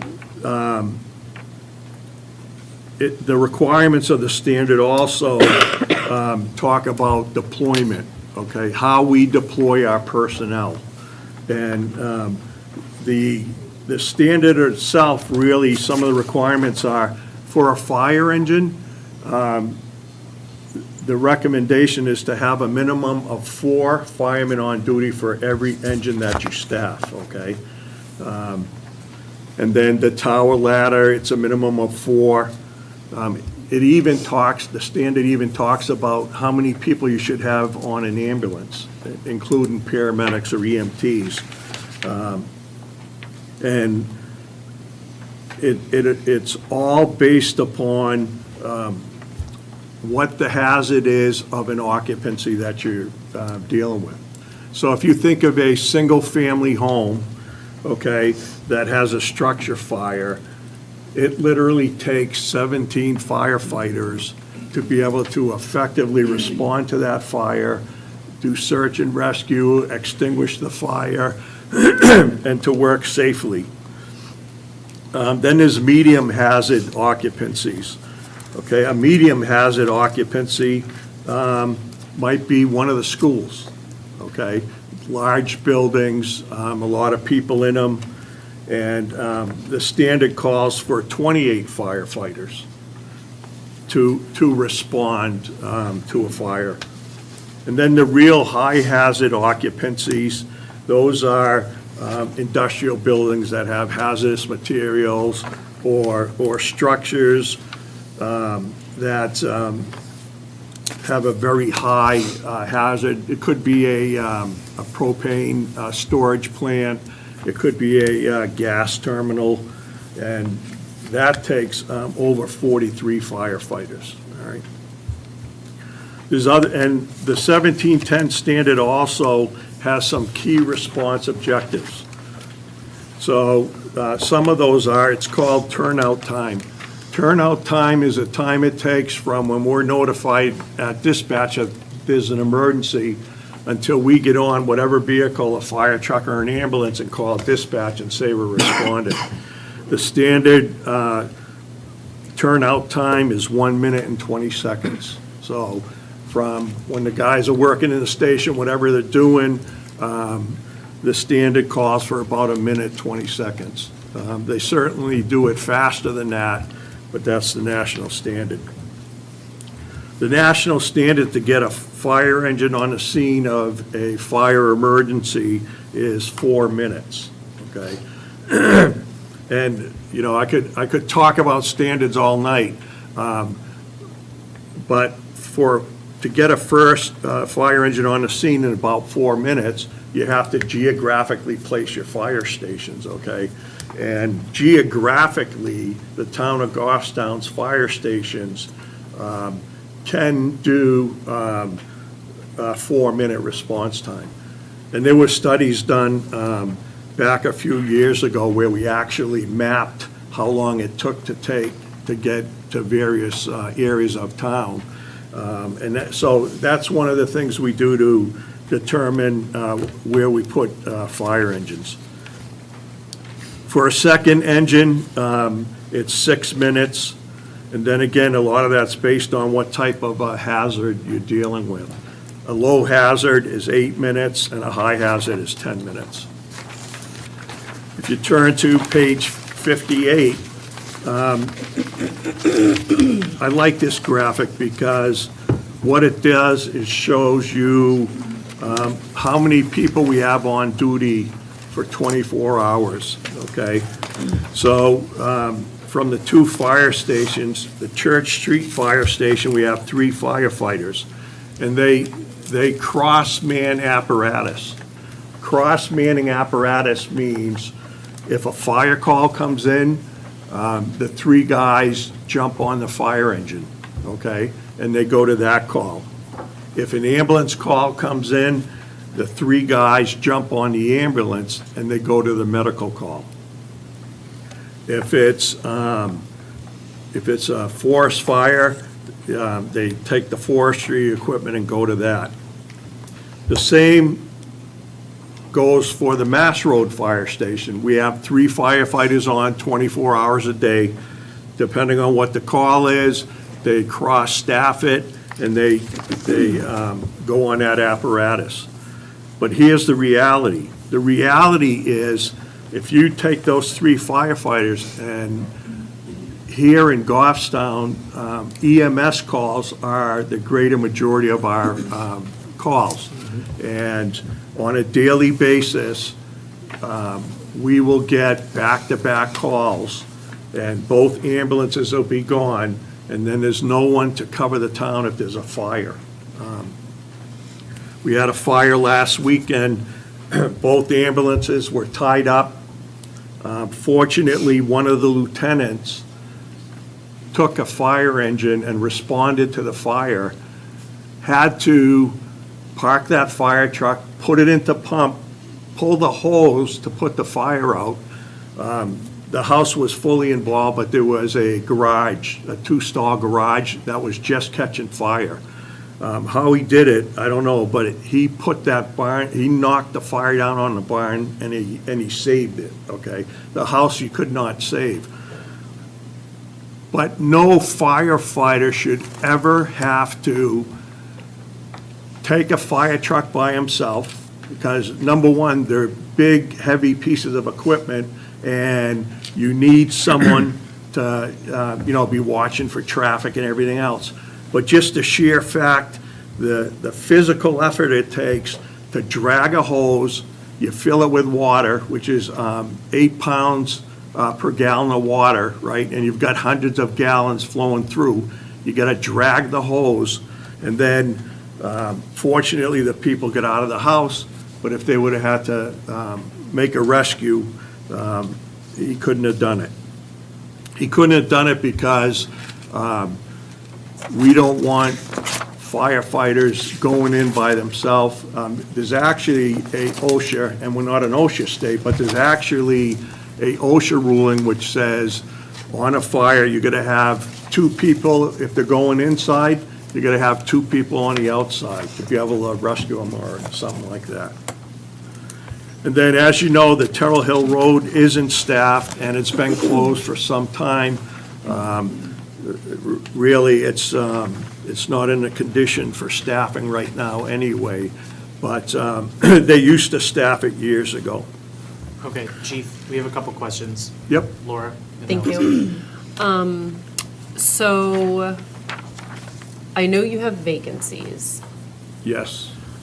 but if those vacancies were to fill, do you have enough staff, like, to be comfortable, or do you still technically need more to make this? Because these numbers were scary to me. They were scary during the tour, and they're scary now. Yes. And this will lead me to maybe another question later, but what would be, I guess, the ideal for this town staff-wise? At this time, at a minimum, it would be 10 firefighters on duty, And we've got, 5 for each station. okay, And what that does is, it gives you 3 firefighters for an engine, and it gives you 2 firefighters for the ambulance. And when you do that, the engine can help the ambulance, but they're still available to go to, fire calls. And, the crews are responding to over 2,800 calls a year for fire and EMS. And some days it just never quits. Last Saturday on that fire, and I'm not talking about, doom and gloom, okay? But it is the reality that last Saturday, they, just before that fire, they had, the ambulance went to a call for an 18-year-old infant that was having a breathing difficulty. So that tied up three of the guys on that. At the same time, they had a fire alarm activation at the college. They had a second medical call where we had to call in mutual aid. The structure fire happens about an hour and a half into the structure fire. There's a brush fire up on Monarch Road, so it just totally wipes us out, and we have to call mutual aid, which mutual aid is really not a supplement, for a local fire department. It's really there for when our resources are tapped, and we help each other all the time. As a matter of fact, we had 7 or 8 tanker trucks up on Silver Lane because there's no water up there. So we bring the water to the scene, So, but you can only ask for mutual aid so many times. So the long and short of it is Goffstown Fire Department does not meet NFPA standards, and they truthfully never have. Okay, Elizabeth? So, we've only had 24/7 fire coverage for 5 years. Our population hasn't changed that much in that time. So I guess my question is, what's different now? Why are we so stretched now? And why, we still do have call firefighters, why weren't they called out like last Saturday to help? So they were. When we call them, they will come. Here's what changed. It's just about, 3-4 years since they went 24/7. What prompted us going to 24/7 was we had call firefighters, we had part-time people, and what would happen is the full-time crew would work 6 a.m. to 6 p.m. After 6 p.m., 2 people covered the ambulance overnight, all right? And they did that for a number of years. And if there was a fire call, the call firefighters would come in and take the apparatus. But just before that 4 years, there was a significant drop, and this happened nationwide too. Call firefighters stopped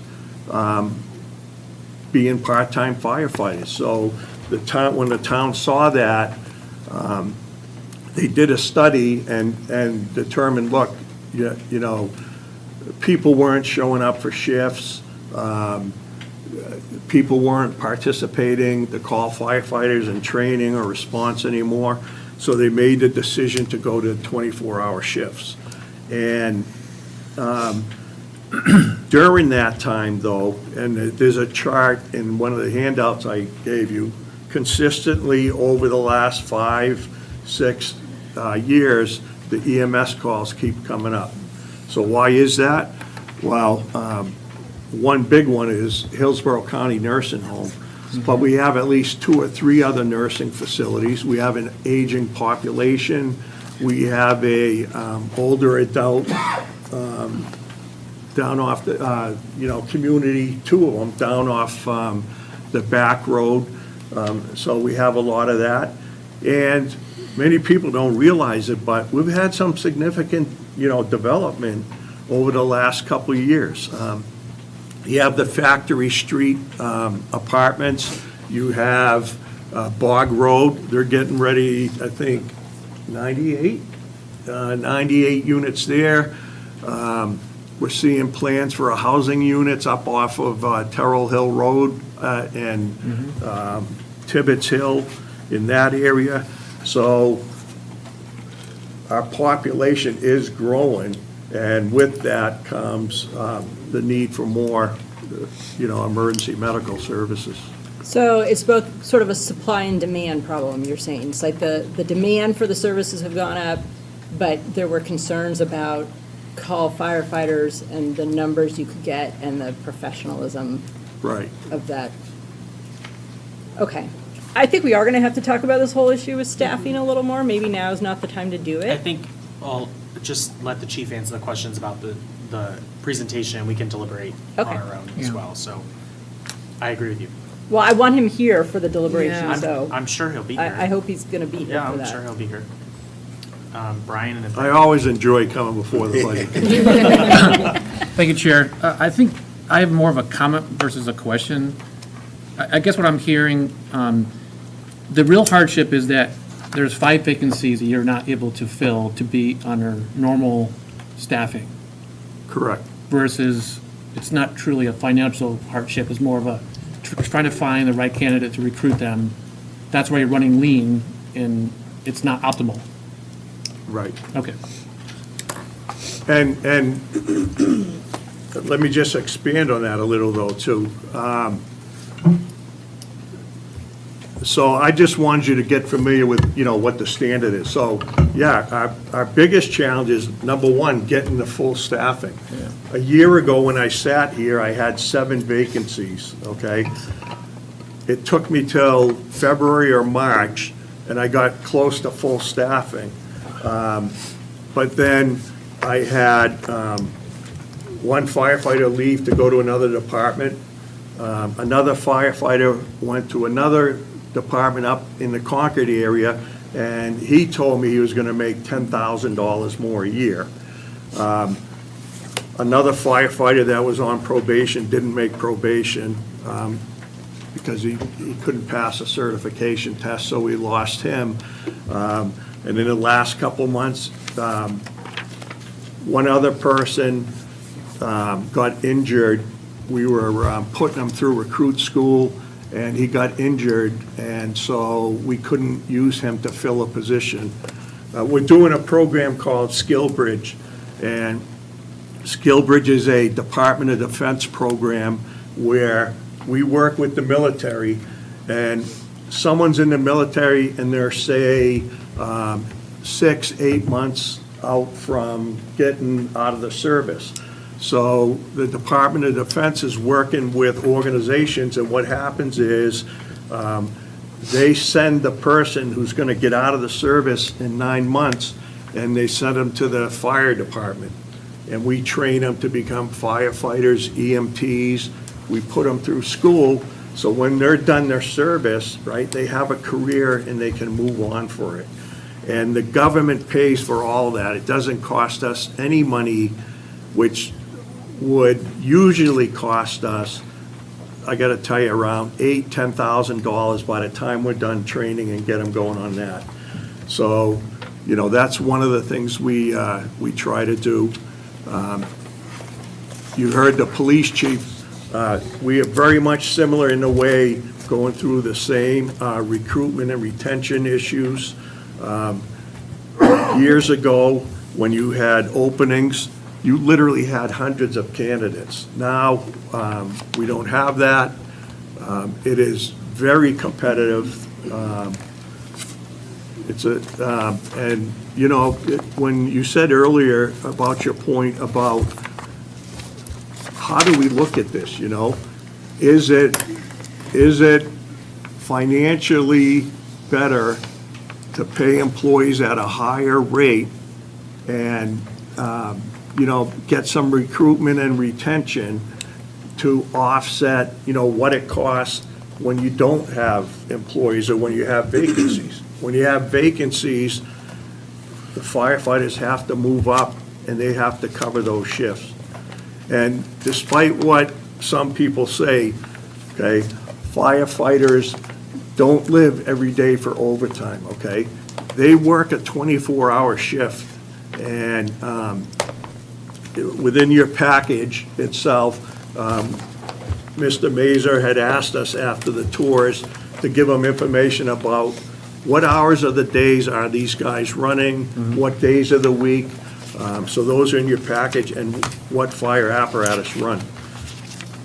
They could have 4 calls in the middle of the night, you know, after midnight, and, or if during the day they have a lot of calls, so it's very demanding on them.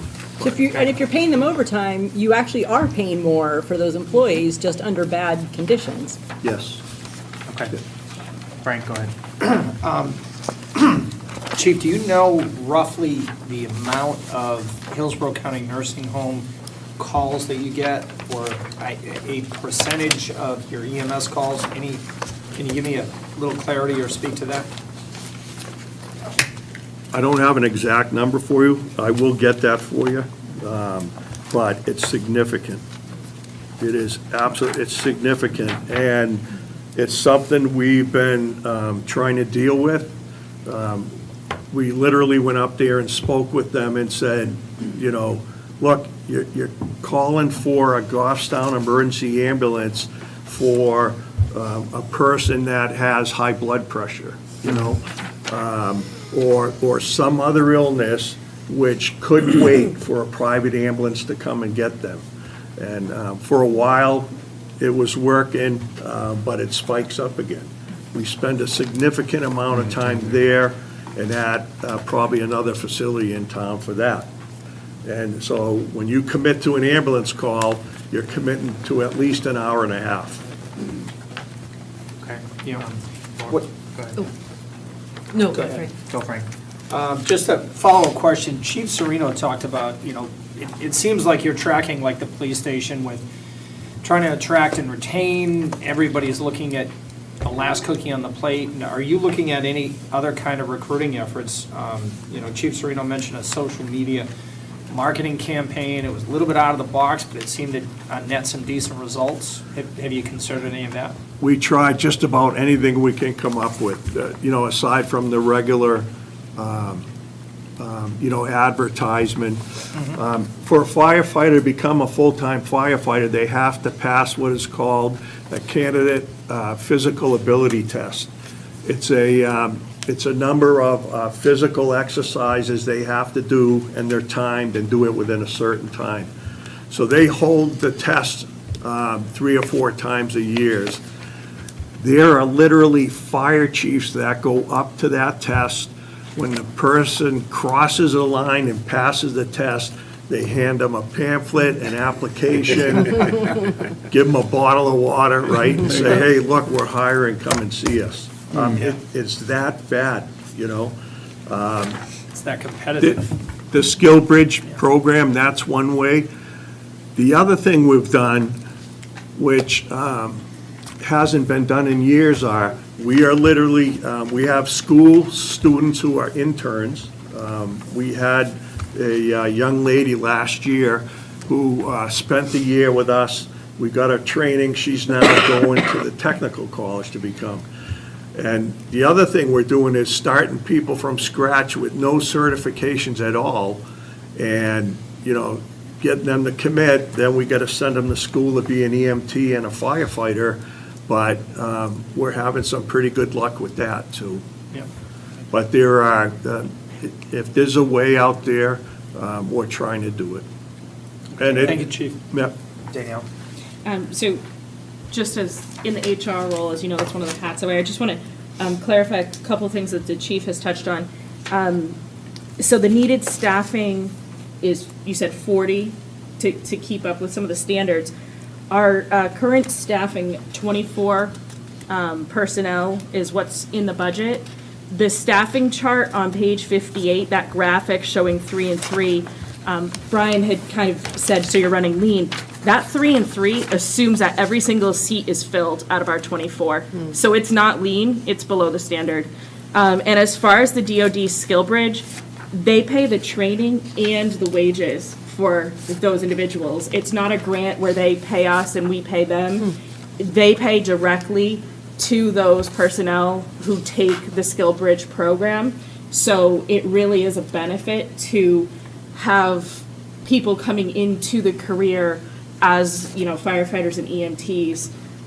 And so I think that's a really unique program that we were able to take advantage of. And you do have to apply through the Department of Defense to become, you know, it is a long application process from what I recall, but to get into that program. So that's something that I think is really commendable, and we're hoping will yield more going forward. And so with that too, okay, this recruitment, this retention is how the whole SAFER program came about. Because across the country, cities and towns couldn't afford, you know, to put firefighters on duty around the clock. So the federal government came up with those SAFER grants. And in one of the other packages I gave you, I put together a package that talks about SAFER, but its sole purpose was to give funding to communities to allow them to put staff on for the rising cost of rising number of emergencies across the country itself. Laura, did you have a question? I have a comment while we're talking about ambulances and stuff before we move on from that. We talked about it on the tour, and I've seen some community members mention it, so I wanted to mention it in more of a public forum. And correct me if I'm wrong on this one, about how paying for ambulance services work. Because you see people will say, well, I don't understand what my taxes are going to, because I got a bill for the ambulance for $500 or whatever it is. So your taxes pay for having the ambulance and the service, for it to even exist. Then, once it brings you on your way, no, how does that work? So all of the supplies. Right. The actual purchase of the ambulances are paid from the ambulance revolving fund, which is funded through those bills to the users. Right, so people's At taxes. one point, maybe 30 years ago, before the revolving fund was created, at some point, Okay, perhaps, but since that's been created, the solely ambulances out of there? is solely out of there. okay, so that's solely out of there. So when they get their ambulance bill, it's not a town function, it's an insurance function, is that correct? I just want to Yeah. clarify, because people. Still a town- so it it's still a needs town to be- function. Yeah, it's still a town function. So that bill, that, you know, whatever balance bill they receive, whether it's Right. $500, whatever, that's going to pay for that revolving fund that covers the actual supplies used on the ambulance, whatever was used during your journey, as well as fuel for that ambulance, everything to make that ambulance roll, as far as the ambulance itself, tires, maintenance, everything, that's what you're paying for. The tax dollars pay for a portion of the personnel that staff it. Okay, But then you that guys are was- looking at this, I think what she's getting at is, you're looking at this from what the town is supplying. She's talking about the person saying, why am I being billed for this when I'm already paying taxes? And Right. that question is, whatever you get billed for the ambulance goes to your insurance company. Right. And you have to pay anything your insurance company doesn't pay. So Right. it doesn't really have anything to do with your taxes. It's between you and your insurance company. Yes, thank you. And That's the what I was impact trying on to your get at. taxes is staffing, because if the ambulance is out all the time, that means he's got to hire more people at the fire station to cover everything else that's happening while those ambulances are out. Yes, thank Okay, you. That was thank you. the I better understand clarification. now. Yeah, because that was where the people were, why am I still getting Right. billed? And that was the, Right. so thank you, yeah. And they're trying to make progress in that area too. Last year, there was a law that was passed. With ambulance billing, what would happen is, we'd go to the insurance company, we'd send them the bill, and when they went to pay for the bill, they would send the bill to the their insuree, the payer, and they wouldn't send the bill to the fire department, they would cash it, right? The check, So, you mean, Chief? Yeah. They send a check to the individual who took the ambulance. And then they anticipate, their expectation is that the person will turn around, cash it, and write a the check to the town for the balance due. But That didn't happen. that's not really how people. So last year, they passed a law which says the insurance company has to send it directly to the service. And that's just a constant revolving too, because you're waiting to be paid for insurance. Sorry to get off on that No, tangent. Allison? Isn't it also true that most of the calls, like to the Hillsborough County Nursing Home, are paid by what, Medicare. So they're a lower amount that we get reimbursed, correct? Yes, yep, they're negotiated costs that they, there is though, again, in the law last year, because of the rising costs of ambulance services and transporting and people having to pay that high amount, there is a study committee up at the state level that is looking at the whole ambulance system and how much organizations are charging. And they're going to try to come to a happy medium to cover the ambulance costs, but to try and make ambulance services a little more cost-effective for the payer. Okay, Chief. Got a couple more slides left. Yep.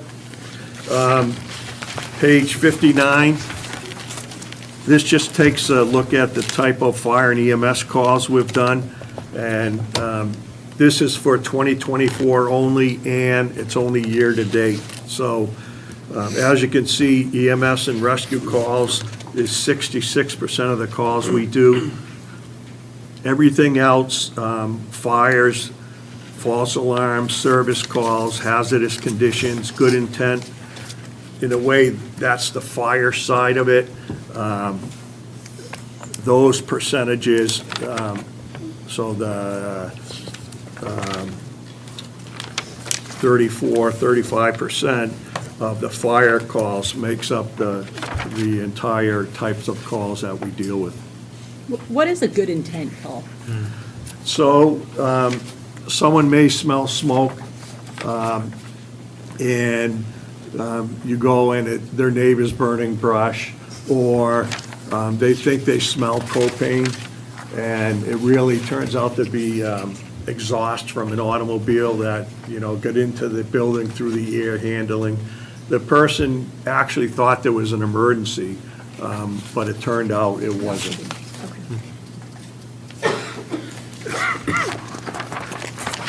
And then on page 60, this is part of Mr. Mazur's questions he was asking. And so in 2024, how many number of incidents and by the hour? So as you can see, it does follow the clock.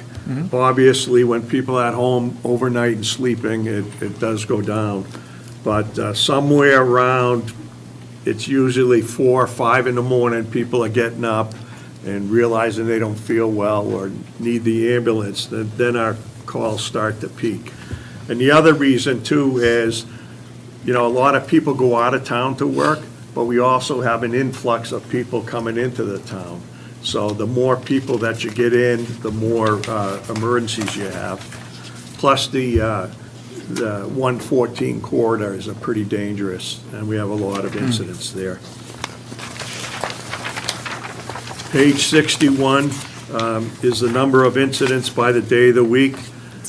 Basically, all this shows is that it's consistent across the board. They're continually running 2 incidents. So is an incident the same as a call? Yes, Okay. yeah. Yeah, I probably went back and forth, right? Incident call. Okay. Any other questions for the chief? Thank you. Well, are we Yeah, going can we over go this over one the- packet? Yeah. I can go over that quickly It's with the you. safer, yeah, quickly. on the I just have safer one grants. question on the Yep, safer. go ahead. Let me just bring So I that think the up. first one, the mission statement, I think a lot of your slides covers that one already. Yes. Okay, so this has a lot of the statistical information for you so that we could justify what we're telling you here today. The first chart basically shows you how the calls for service have increased since 2018 to today. As of yesterday, we're at 2,218 calls. But we always have like 10 calls in a queue being reviewed and everything. And when we go out and project where we might end up at the end of the year, we believe we're going to be at least at the 28, 22, if not a little higher than that. So, we still got the whole month of November and December for the calls. The next one was just the slide that you just saw. The other one talks about our activities, our planned goals for next year, and the primary goal is recruitment and retention and to fill those positions. We already talked about the capital improvement program. The next slide is basically shows you the fire budget allocation chart. The main personnel costs are up at 83%, and the remaining costs is what we have left to be able to do 24/7 operations. Can I ask you a question on this one? Yep. In this pie chart, you have personnel costs and then you also have employee costs. And I'm just wondering what the difference, So personnel costs are salaries. FICA, Yeah. all of that. The employee cost is for professional development, continuing education, those types of areas. Jared. Glad you have something on here that's near and dear to the school board. You list cisterns out here. Could you explain what a cistern is? And do you have any knowledge about the middle school cistern that is currently on our CIP?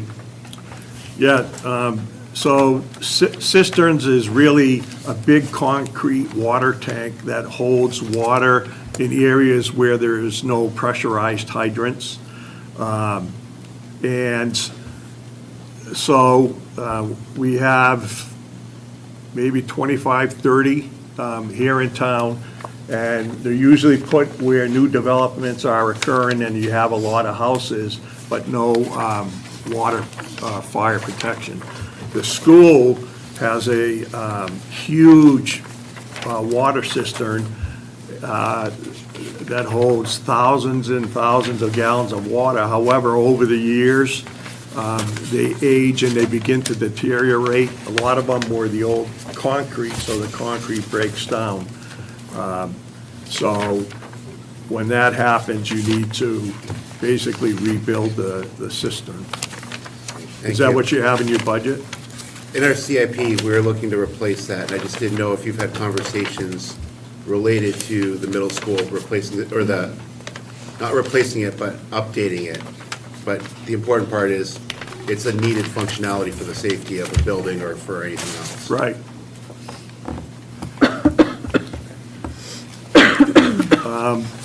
And then again is just the statistics I went over with you. Again, we talked about the GFD staffing. And then this fact sheet talks about the key requirements for emergency services. That's at NFPA 1710 standard. If you get a chance and you look at that, it'll give you a broader perspective of how these standards determine what a community needs for emergency services. And then the last one too is basically on the same standard. It also focuses on EMS.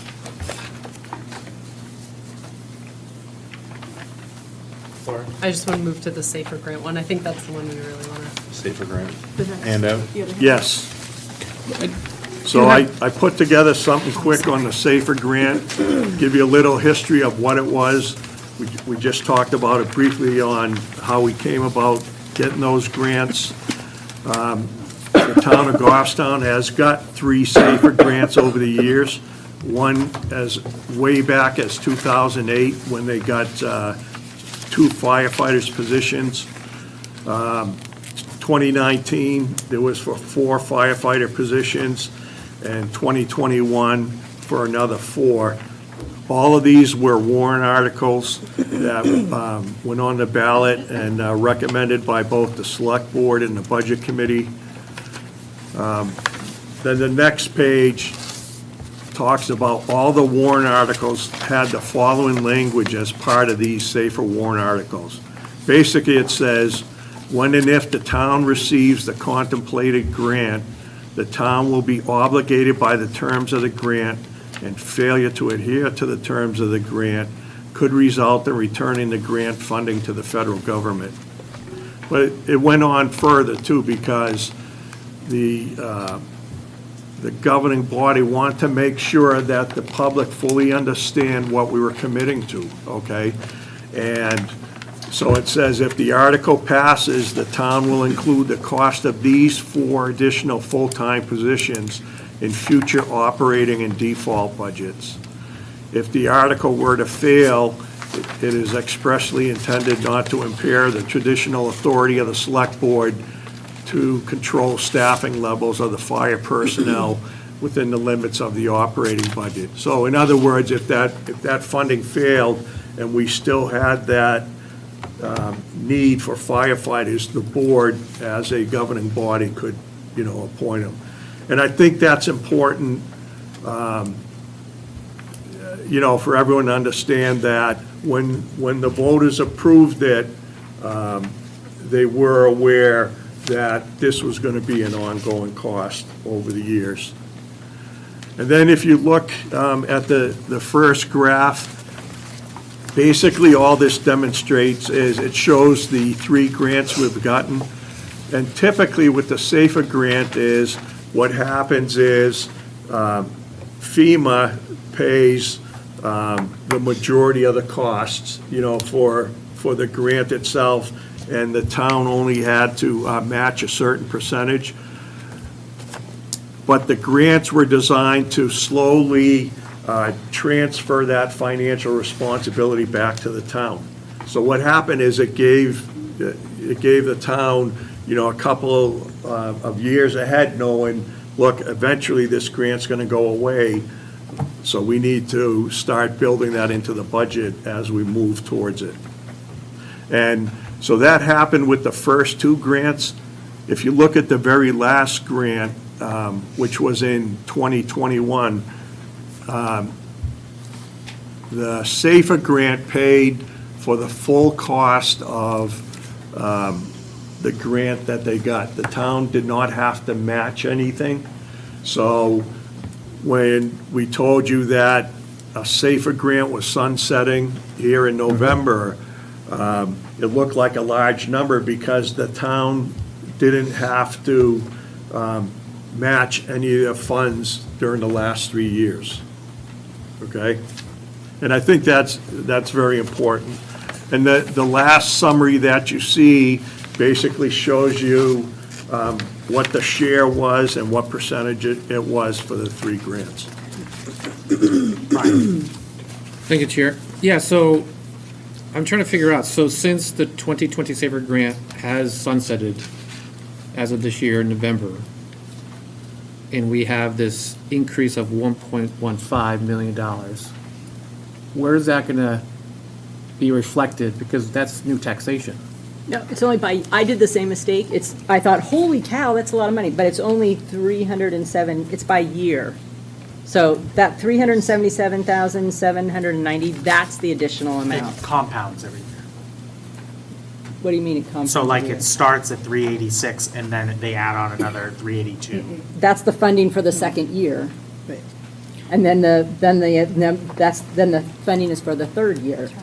Okay. Danielle's our safer guru. Well, She- I'm still confused. So if it was 100% paid by the federal government, has the citizens, taxpayers been paying into to cover? I'm totally I don't understand where this money's coming from. So for the first year, the full cost of those positions, including all benefits, was paid at 100% for that 386. That was paid, that year's done, that cost is gone. The second year, it only cost 382. That's partially because the shift in personnel. So under the SAFER rules, when 4 firefighters were hired, they had to be new to Goffstown in order to be part of the grant. They didn't have to be brand new, they could have been lateral transfers. But we couldn't take somebody already on our roster and slot them into the grant. They had to be new to Goffstown. And so when we had somebody in the second year leave to move on to a different opportunity, we had to backfill with somebody else, and they weren't making as much because they weren't a 2-year firefighter, they were 1 year, first year. Then the same thing happened in the third year. So our costs continued to go down as well. We had someone leave that was a SAFER grant slot, that was on a family plan. The person that came back in was on a single plan and was a 1 year instead of a 3 or 4 year firefighter by that point. So the cost did go down a little bit based on the personnel, but each year that complete cost closed out as the expense had already been paid. So That's not answering his question. Well, The okay. federal Hold government on. paid it every year. What's that? The federal government, in this 2020 grant, the federal government paid 100% for That's the those funding 4 source. firefighters Correct. every year. The town did not pay anything. Correct. And that annual cost in year 3 was $377,000 roughly. But So my question Brian, is, so. To answer your question, Brian. Yes. It's in the operating budget, so when it's approved in 2021, in 2022, that becomes part of the operating budget that we see. So it's not new spending for us, we just have a loss of revenue source. Right. Right. to It's a offset that revenue. spending. that's what I was getting to. So that's why it's already here, but we just don't have the money coming in from the federal government, so we'd have to have taxes cover that.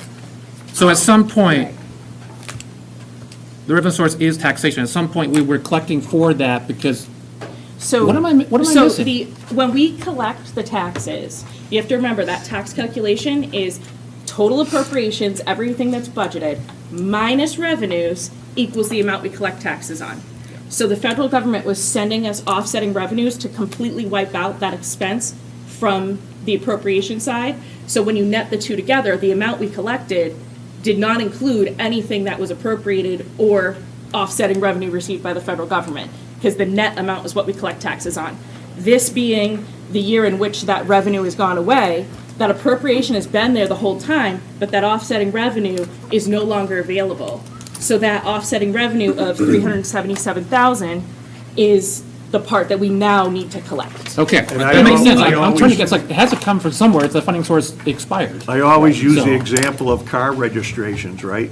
That's a offsetting revenue. And in reality, in that bigger picture, that SAFER grant was an offsetting revenue, right? And at least I'm that's, clear on that because I was like, the funding source expired, so we have to make up it somewhere, so. right. Yeah, but we don't have to pay it back No, unless I we were understand that, to- yeah. Yeah. All right, but, yeah. I have one more question, but unrelated to SAFER. Okay, Laura. Thank you. I think I'm going to further clarify just to make sure. So for example, now we're in year 4, let's pretend, of this last thing. I mean, no, we are, but, so say it's this 377-ish. We don't see that, we've seen that all along, so we're not going to see any jump anywhere. Right, in the numbers. In the appropriation side? Correct. But since we don't have that revenue, that is now the 377, whatever amount it is, that is going to be paid by taxes, but we don't see, the number has been the same. Yeah, the appropriation line appropriation. looks the same. Right. It's really, when you get to the detail breakdown of your revenues, that you're gonna see the line drop down to 0 on that federal grant line within the fire department operations specifically. And can I ask one last thing? So for safer grants overall, whether the government's been paying 100% or it's different each year until we're done the term of that, it's always the stipulation that whatever has been added or whatever has been paid by this grant will then be paid by taxes when the term of the grant is through. Yes, I mean, as with any discussion of appropriation and taxation, whatever revenues are brought in, if we happen to make more money in motor vehicles, it offsets the total, but yes. So I guess what I'm saying is, safer grant, would it ever be used for something that isn't a continuing cost? No. Okay. By design, the purpose of a safer grant is, what it means, the Right. acronym is specifically for staffing for Staffing. adequate Okay. fire and emergency response. So it can only be used for Literally for staffing staff. them. Okay, There great. Thank there you. is another grant, though, through FEMA, it's called the Assistance to Firefighters Grant. That's actually the grant that bought the tower, Okay. the tower ladder, and so that you can use for others. For equipment. For Frank's question on the nursing home, we've been there about 155 times. This year? Yep. And the only other thing, too, I wanted to remind the board of is that we are currently in contract negotiations with the professional firefighters of Goffstown. So we anticipate coming forward with hopefully a contract on that. So just to follow up on Laura's point, though, I mean, there are actual penalties if we do not continue with these firefighters, right? If we say, you know what, thanks for the safer grant, we used it, and now we're going to reduce by these 4 firefighters, there would be penalties for that. It's Correct? only during the time of the grant itself, during the 4-year period. But aren't there, like, we are in a blackout for future federal grants for a number of years? They certainly would not look favorably upon it when you're say another grant come along and you reapplied it, they're gonna ask you, you know, did you maintain those positions or did you do away with them? Right. And the minute you tell them that, then your score goes way down because there are other departments that'll, you know, keep it to do what it's designed for. Okay. Brian? My last question, going back to that previous handout, mission statement, where you talked about different occupancy types in town or in our community. Yep. From your professional opinion, where does Goffstown fall? Like, we're not considered a high-rise community, I wouldn't think. So Brian, we have different levels. Right. Like the college, like I said, because they're a school and stuff, they're a higher hazard. Because the number of buildings, the students, here in town, you know, we have some propane storage facilities, so that's a high. Is that what you're asking, or where do you Well, think? sort of, like, if there's a standard, how do you define a community based upon a occupancy type? I don't think you define the community, you define the parcel. So we have some parcels Okay. that are low, and then we have some that are medium or high. Right. Okay, all right. Do we have buildings greater than 75 feet on the highest floor? Yes, think- up at the college. Yeah, college? it's Alumni Hall. I think that's Okay. the only building. Yeah, Villa Augustina. Oh, that one's good. All right, cool, thank you, that was it. All right. Any other questions? Okay.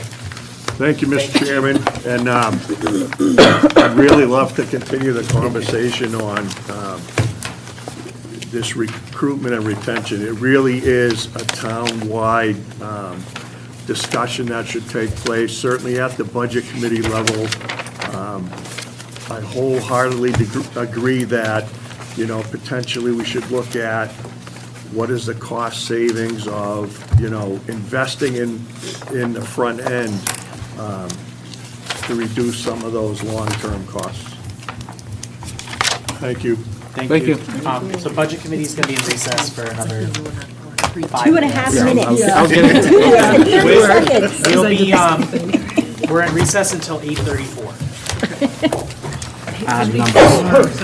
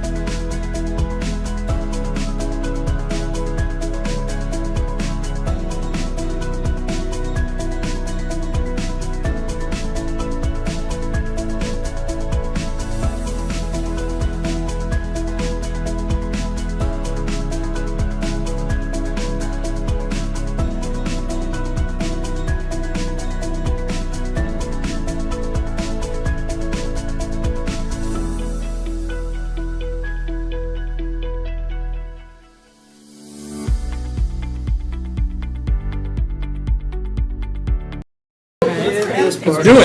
There's that too. What an infuriating topic. We'll go back to happier things. What page are you at? You're at 15. And slide 60. Get out here before 10 o'clock. I know we're hitting stride, let's All right, so we are continuing, slide 62, Diane Hathaway, welcome. Thank you. Good evening, everyone. I'm Diane Hathaway, your library director. There's only a few slides for my department.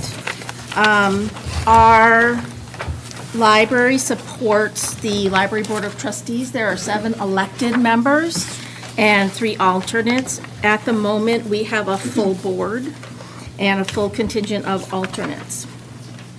We have 12 non-union staff members. We have 6 full-time, 6 part-time, and then we have 2 per diem substitutes.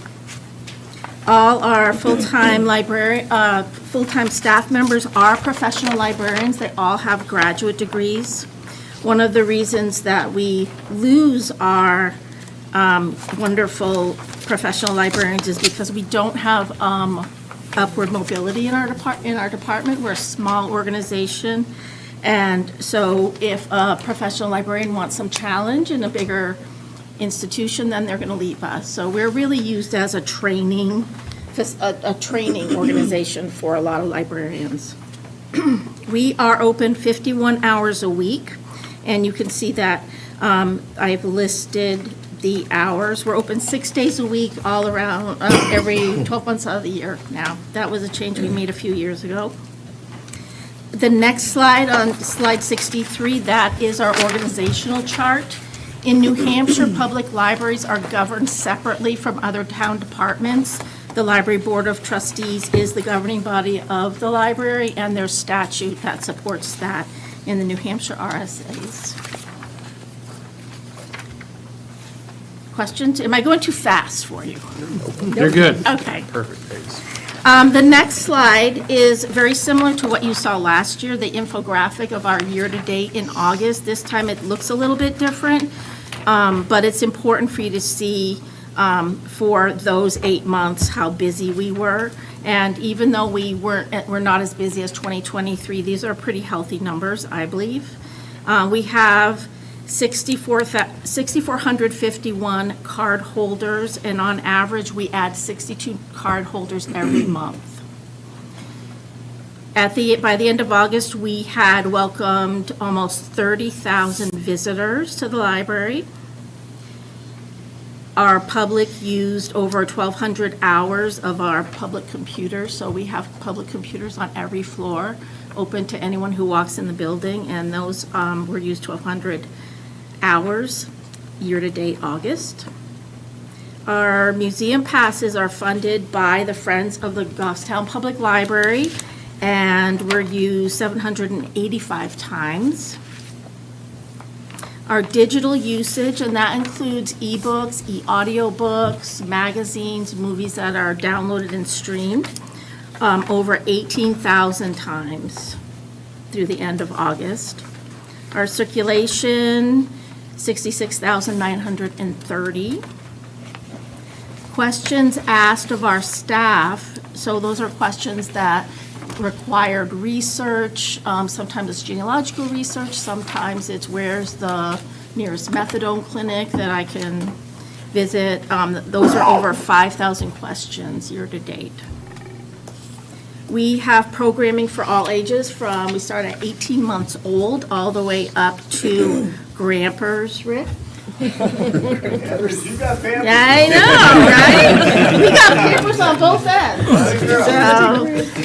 So we offered 358 programs, and for those of you who aren't regular users, the summer is our busiest time of year. So there is a huge difference between like a September and a July by a lot of numbers. Program attendance, we welcomed over 8,000 attendees across all our programs. And we transfer materials from library to library in a variety of ways. We're part of a consortium called GMILKS, which is right now 13 member libraries.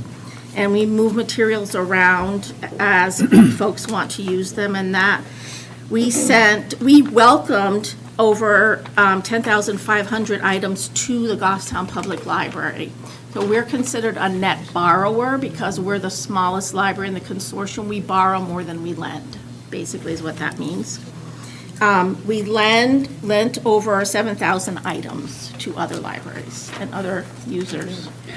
Chair, you want to go first, Olivia?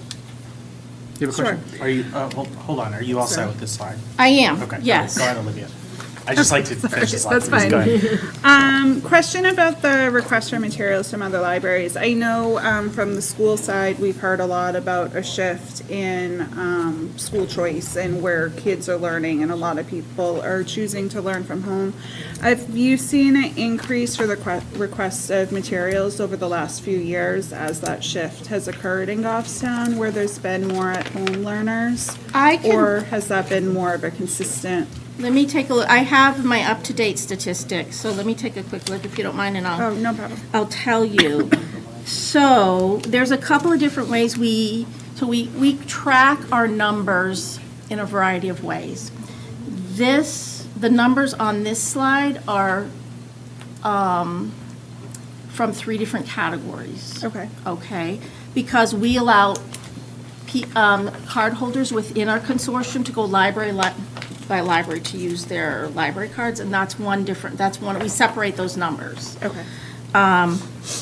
So if you're talking about the material that comes on the delivery, so. Yeah, so like that gets delivered. That gets to delivered through the Goffstown. courier. So those numbers are down from Okay. last year, from 2023. And that's a trend that we're seeing across the country where reading is not seen as important, especially in the schools. Okay. And that's trickled down to public libraries as well. We have conversations with school librarians. We meet with them 3 times a year, and we're all talking about the same thing. How do we get people to read more? Okay, So. thank you. Brian? Thank you, Chair. Diane, the section about questions asked, Yes. what's the source and how is that tracked? I mean, you have an intake form? So it's anyone who asks us a question, and we just track by hash marks. We don't record information, we don't record what they ask for, we don't record who it is. It's just, did it come in by phone, did it come in through email, did it come in by a person visiting us face to face? You track all that depending on the source? We do, we're required to track that by the government. Okay.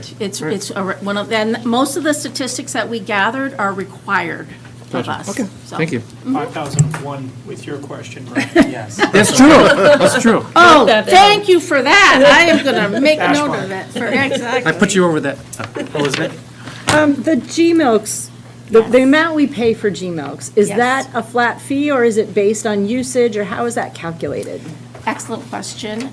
The GMilks, we have a formula in GMilks because we're all different sized libraries and we use the consortium differently, there's a formula. We have a base amount of $3,000 that we all pay for because we have 2 full-time staff members, so there are some consistent things across the board. But then the other parts of the formula are how many staff members use our ILS, our Integrated Library System?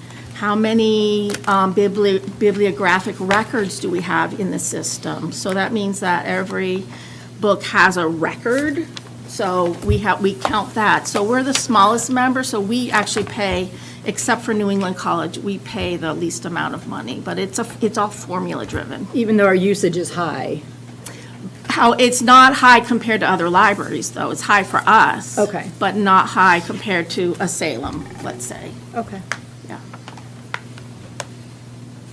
Diane, are we members of the American Library Association?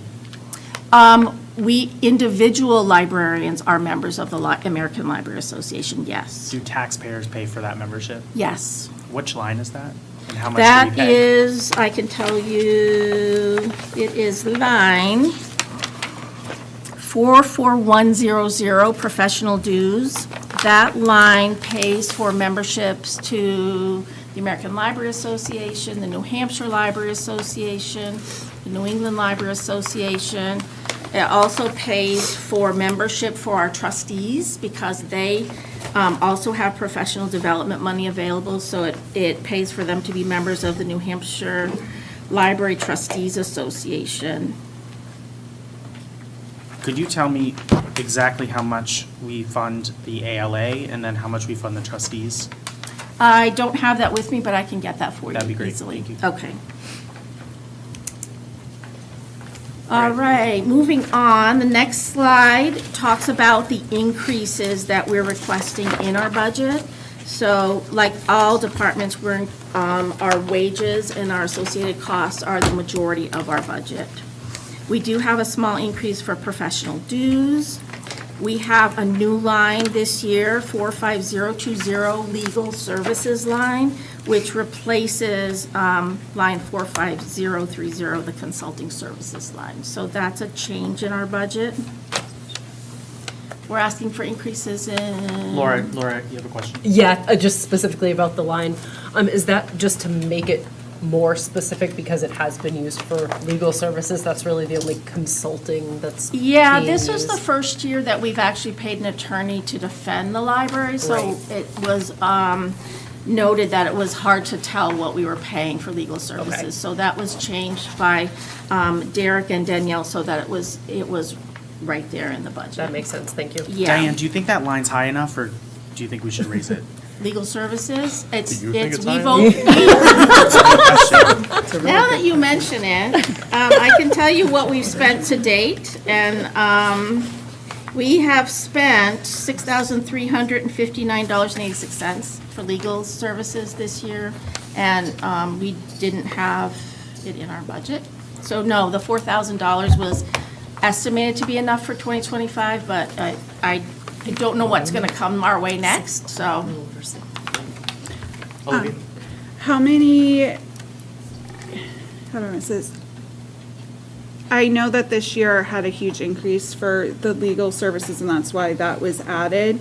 How many different legal situations did the library find itself in this year?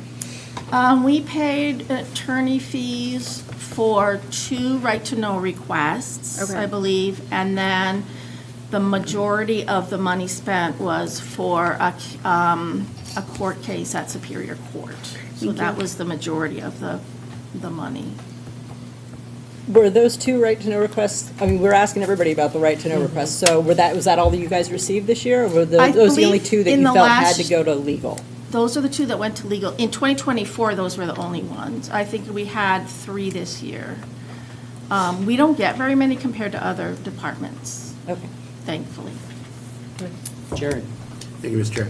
Diane, this isn't for you, this is for the administrators, so take a thank step, you. take a breath for a moment. Okay, thanks. Looking at the default budget for 2024 and the revised budget for 2024, I see a difference of roughly $21,000. Where did that money come from? Which line? I'm looking at the The default grand budget total? of 2024 of $830,000, $830,427, and the revised budget for same year, $8,051 and $940. So when the select board met on March 18th to review the budget, they cut a number of capital projects. They also moved some savings from vacant positions. I believe it's in your overall slide presentation we did as part of the overview. Okay. And I do apologize, because I wasn't, Yeah, I yeah. had a substitute, if you will. So that was moved in from other departments to satisfy. Thank you. Yes. Just wanted to make sure I understood that. Okay. Let's see, we're at computers and communication, 48450. There is an increase there. That line budget is developed by the IT director because that department takes care of our replacement and our rotation of equipment. We're the only department that carries our own computer line right now. So we're not included in the admin line. There's been an increase in costs for water and sewer both. So those are reflected in our budget. And for facility maintenance, 53460, $20,000 has been added for the parking lot drainage solution. When our parking lot floods, water drains down from High Street, and we could have a foot or more of water in our parking lot. So DPW has come up with a solution, and that's why there's an additional $20,000, so that that can be implemented in 2025.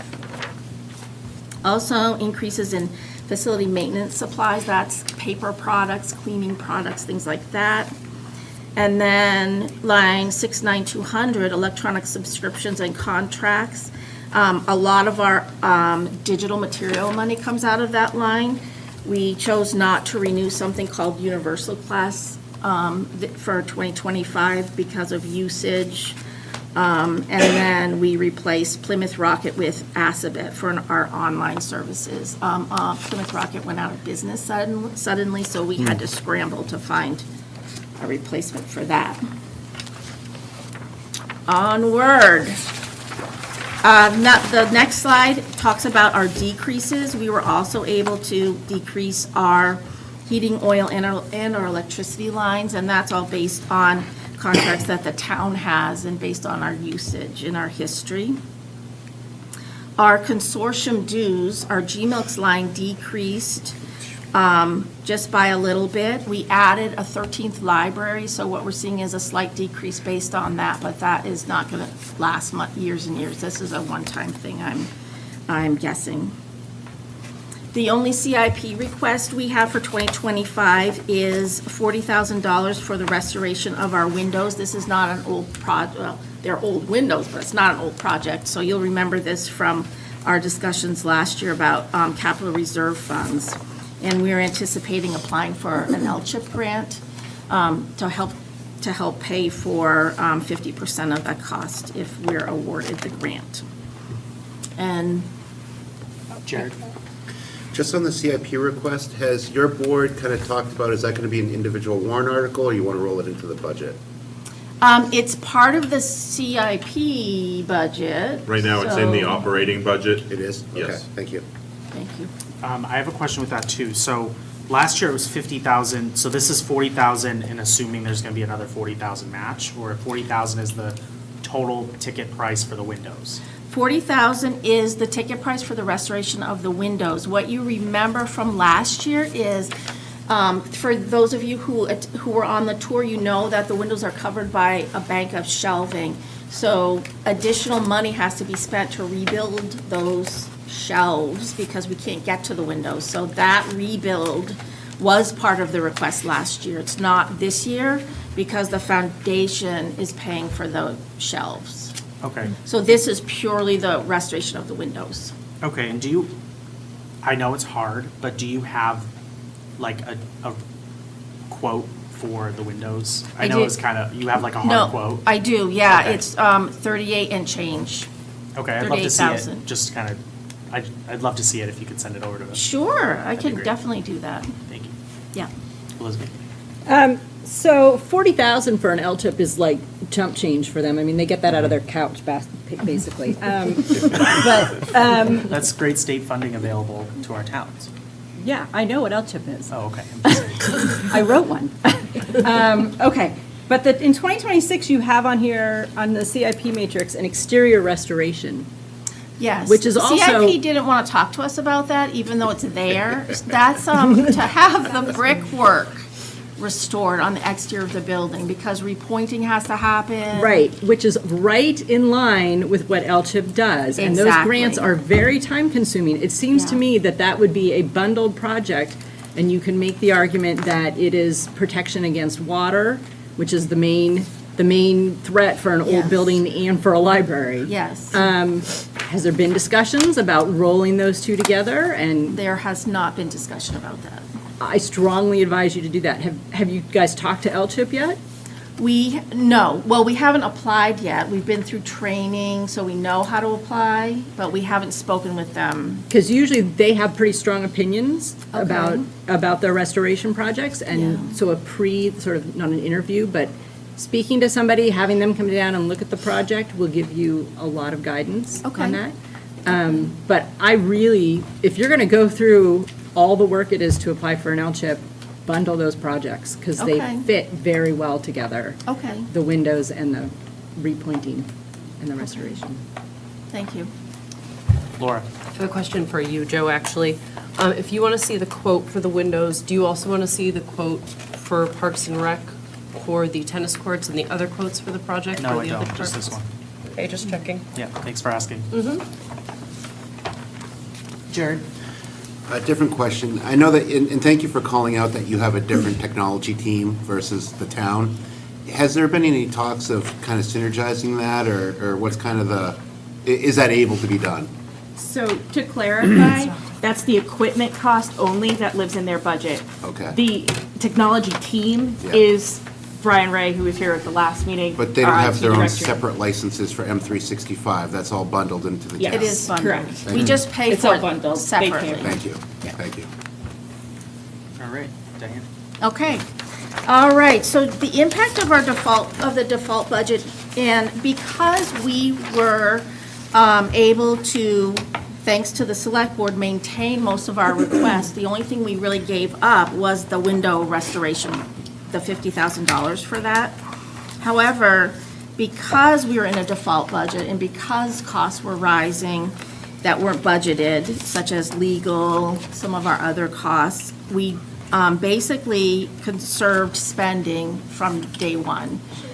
We cut back on what we were providing as far as programming, and it kind of helped that we weren't fully staffed, because with fewer staff, we can't offer as many programs. So those also impacted our statistics for this year.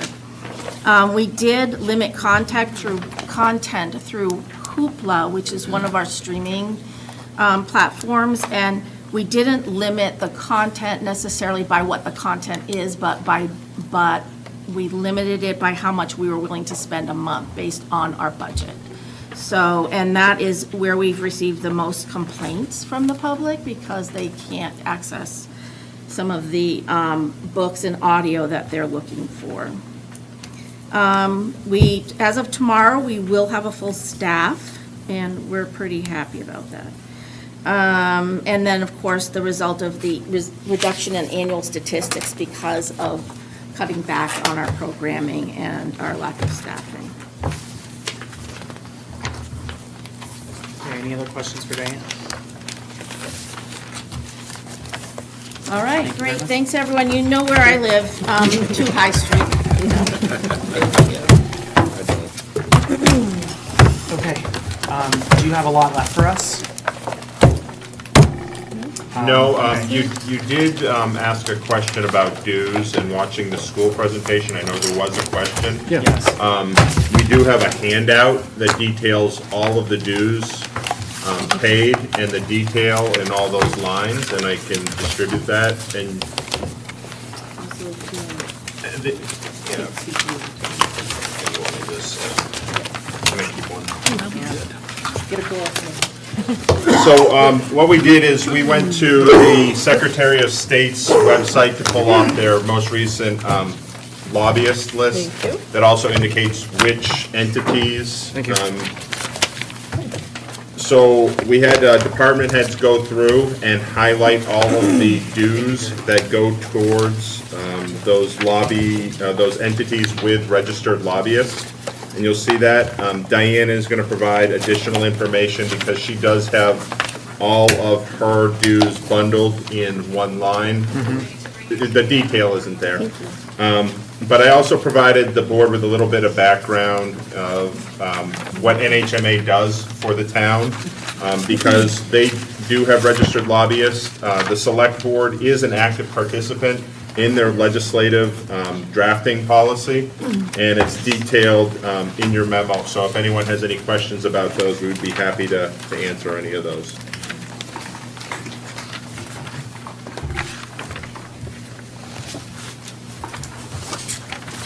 Thank you for putting this together. Yeah. Yeah, Thank you thank very you. much. That's very helpful.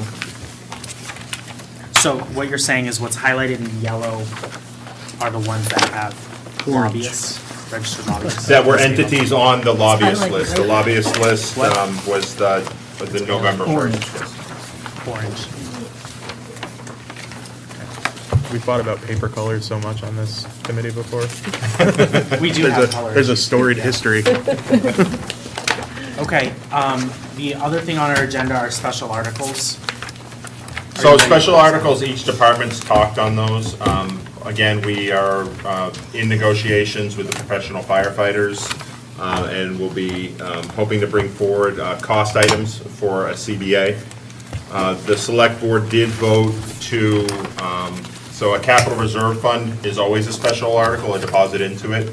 But they did make a vote that they will be funding that from unassigned fund balance. Kelly did bring the recommended language from the budget committee regarding the language of a unassigned fund balance article to the board, so they are aware of that request from the budget committee. And then we have the $200,000 increase to the road plan that was moved out to special article. The board has not received requests from Main Street or Crispin's House. Those are two typical ones, but I do anticipate that those may be coming before the January deadline. Can I just put in a plea? There were way too many special articles on last year's warrant. I mean, it was excessive. Please have fewer, because it was kind of annoying, I think, and I heard this from a lot of people, like, who consider themselves town supporters, that by the time they got to the end of that town budget, they were like, holy cow, this is crazy. And I think it's counterproductive for people who are vote to get people to support these things. So that is my plea, that there are fewer We've heard that warrant for many articles. years. We are subject to an elected planning board that puts zoning amendments before budget items. Yeah, I don't even And- count those, because it's Okay. like, I don't even understand those, so, I mean, I don't think many people do, but. Yeah, last year was a little bit unique. We had 3 CBAs on the warrant, as well as the change to elderly exemption, but. There was a lot. We have heard that, and we'll take that into account. We also can't control what the public places on Yeah. there for a petition. Right. Which is also part of the. Right. Yeah, and additionally, there's certain ones that DRA requires, so like something like creating or converting a special revenue fund to a revolving fund had to be 3 separate articles under state law. Certain things are just kind of out of our control, but we will definitely do our best to keep it down for everyone's sake. You don't want the voters to be annoyed in the voting booth because they're tired of filling in the little circle. Okay, anything to report, Kelly or Jared? I think we went through most of what I was gonna cover already tonight. I guess I'll just mention the 80% funded for the, or 90% funded culvert for Montalona, which is great, and then also a hazard mitigation grant to rewrite our emergency operations plan for 75%, so that's good as well. Both of those coming out. Just, I saw the memos earlier. Did we send them the electronic version of the budget, the school budget, so they can mix and match it however they want? That's not been provided to us. That hasn't been provided to you? I thought you were on No. that email. And so Scott's on vacation too, so. Right, he's on vacation. I have the download. I think I'll send it to you. That sounds So great. Okay. one of the questions that people had is how can you mix and match? So you create your own pivot tables however you want. If you need help with Excel, yes, we actually do teach that in school, so we can help you out if you don't have to do Allison, pivot tables. we specifically Allison's brought a you up teacher? as an accountant. No, I'm not a teacher. Definitely a member that would like to She work loves on Excel. that. Thank you for volunteering, Allison. Don't call me for Excel help or pivot your own table. So I'll take that action item. I think it's in my email. I'll send it over to you so we can distribute it. Excel basis. All right, anything else for new business? All right, go I ahead, was Danielle. just gonna add that the memos that we passed out today, I know there were 3 rather, involved memos depending, regarding items that had come previously before the committee. If anybody has any questions about them, certainly let us know, and we'll send information out to the whole committee. Additionally, Scott Gross is in receipt of our request to get the position descriptions and stuff. He's away this week, Right. he's next week. But I told him we don't need it back until after the town deliberations at least, so he has time to work on that. Also, I guess we'll move into public comment. Is there anyone from the public that wishes to comment? Not at 9 o'clock on a Thursday? Okay. Seeing none, I'll close public comment. Is there a motion? So moved. Motion to adjourn. Second. By Elizabeth, second by Brian. Yeah. Any discussion? All those in favor? Aye. Opposed, abstentions? All right, we're unanimous. Thanks, guys. I didn't say motion to adjourn. Is You there knew a what I motion? meant.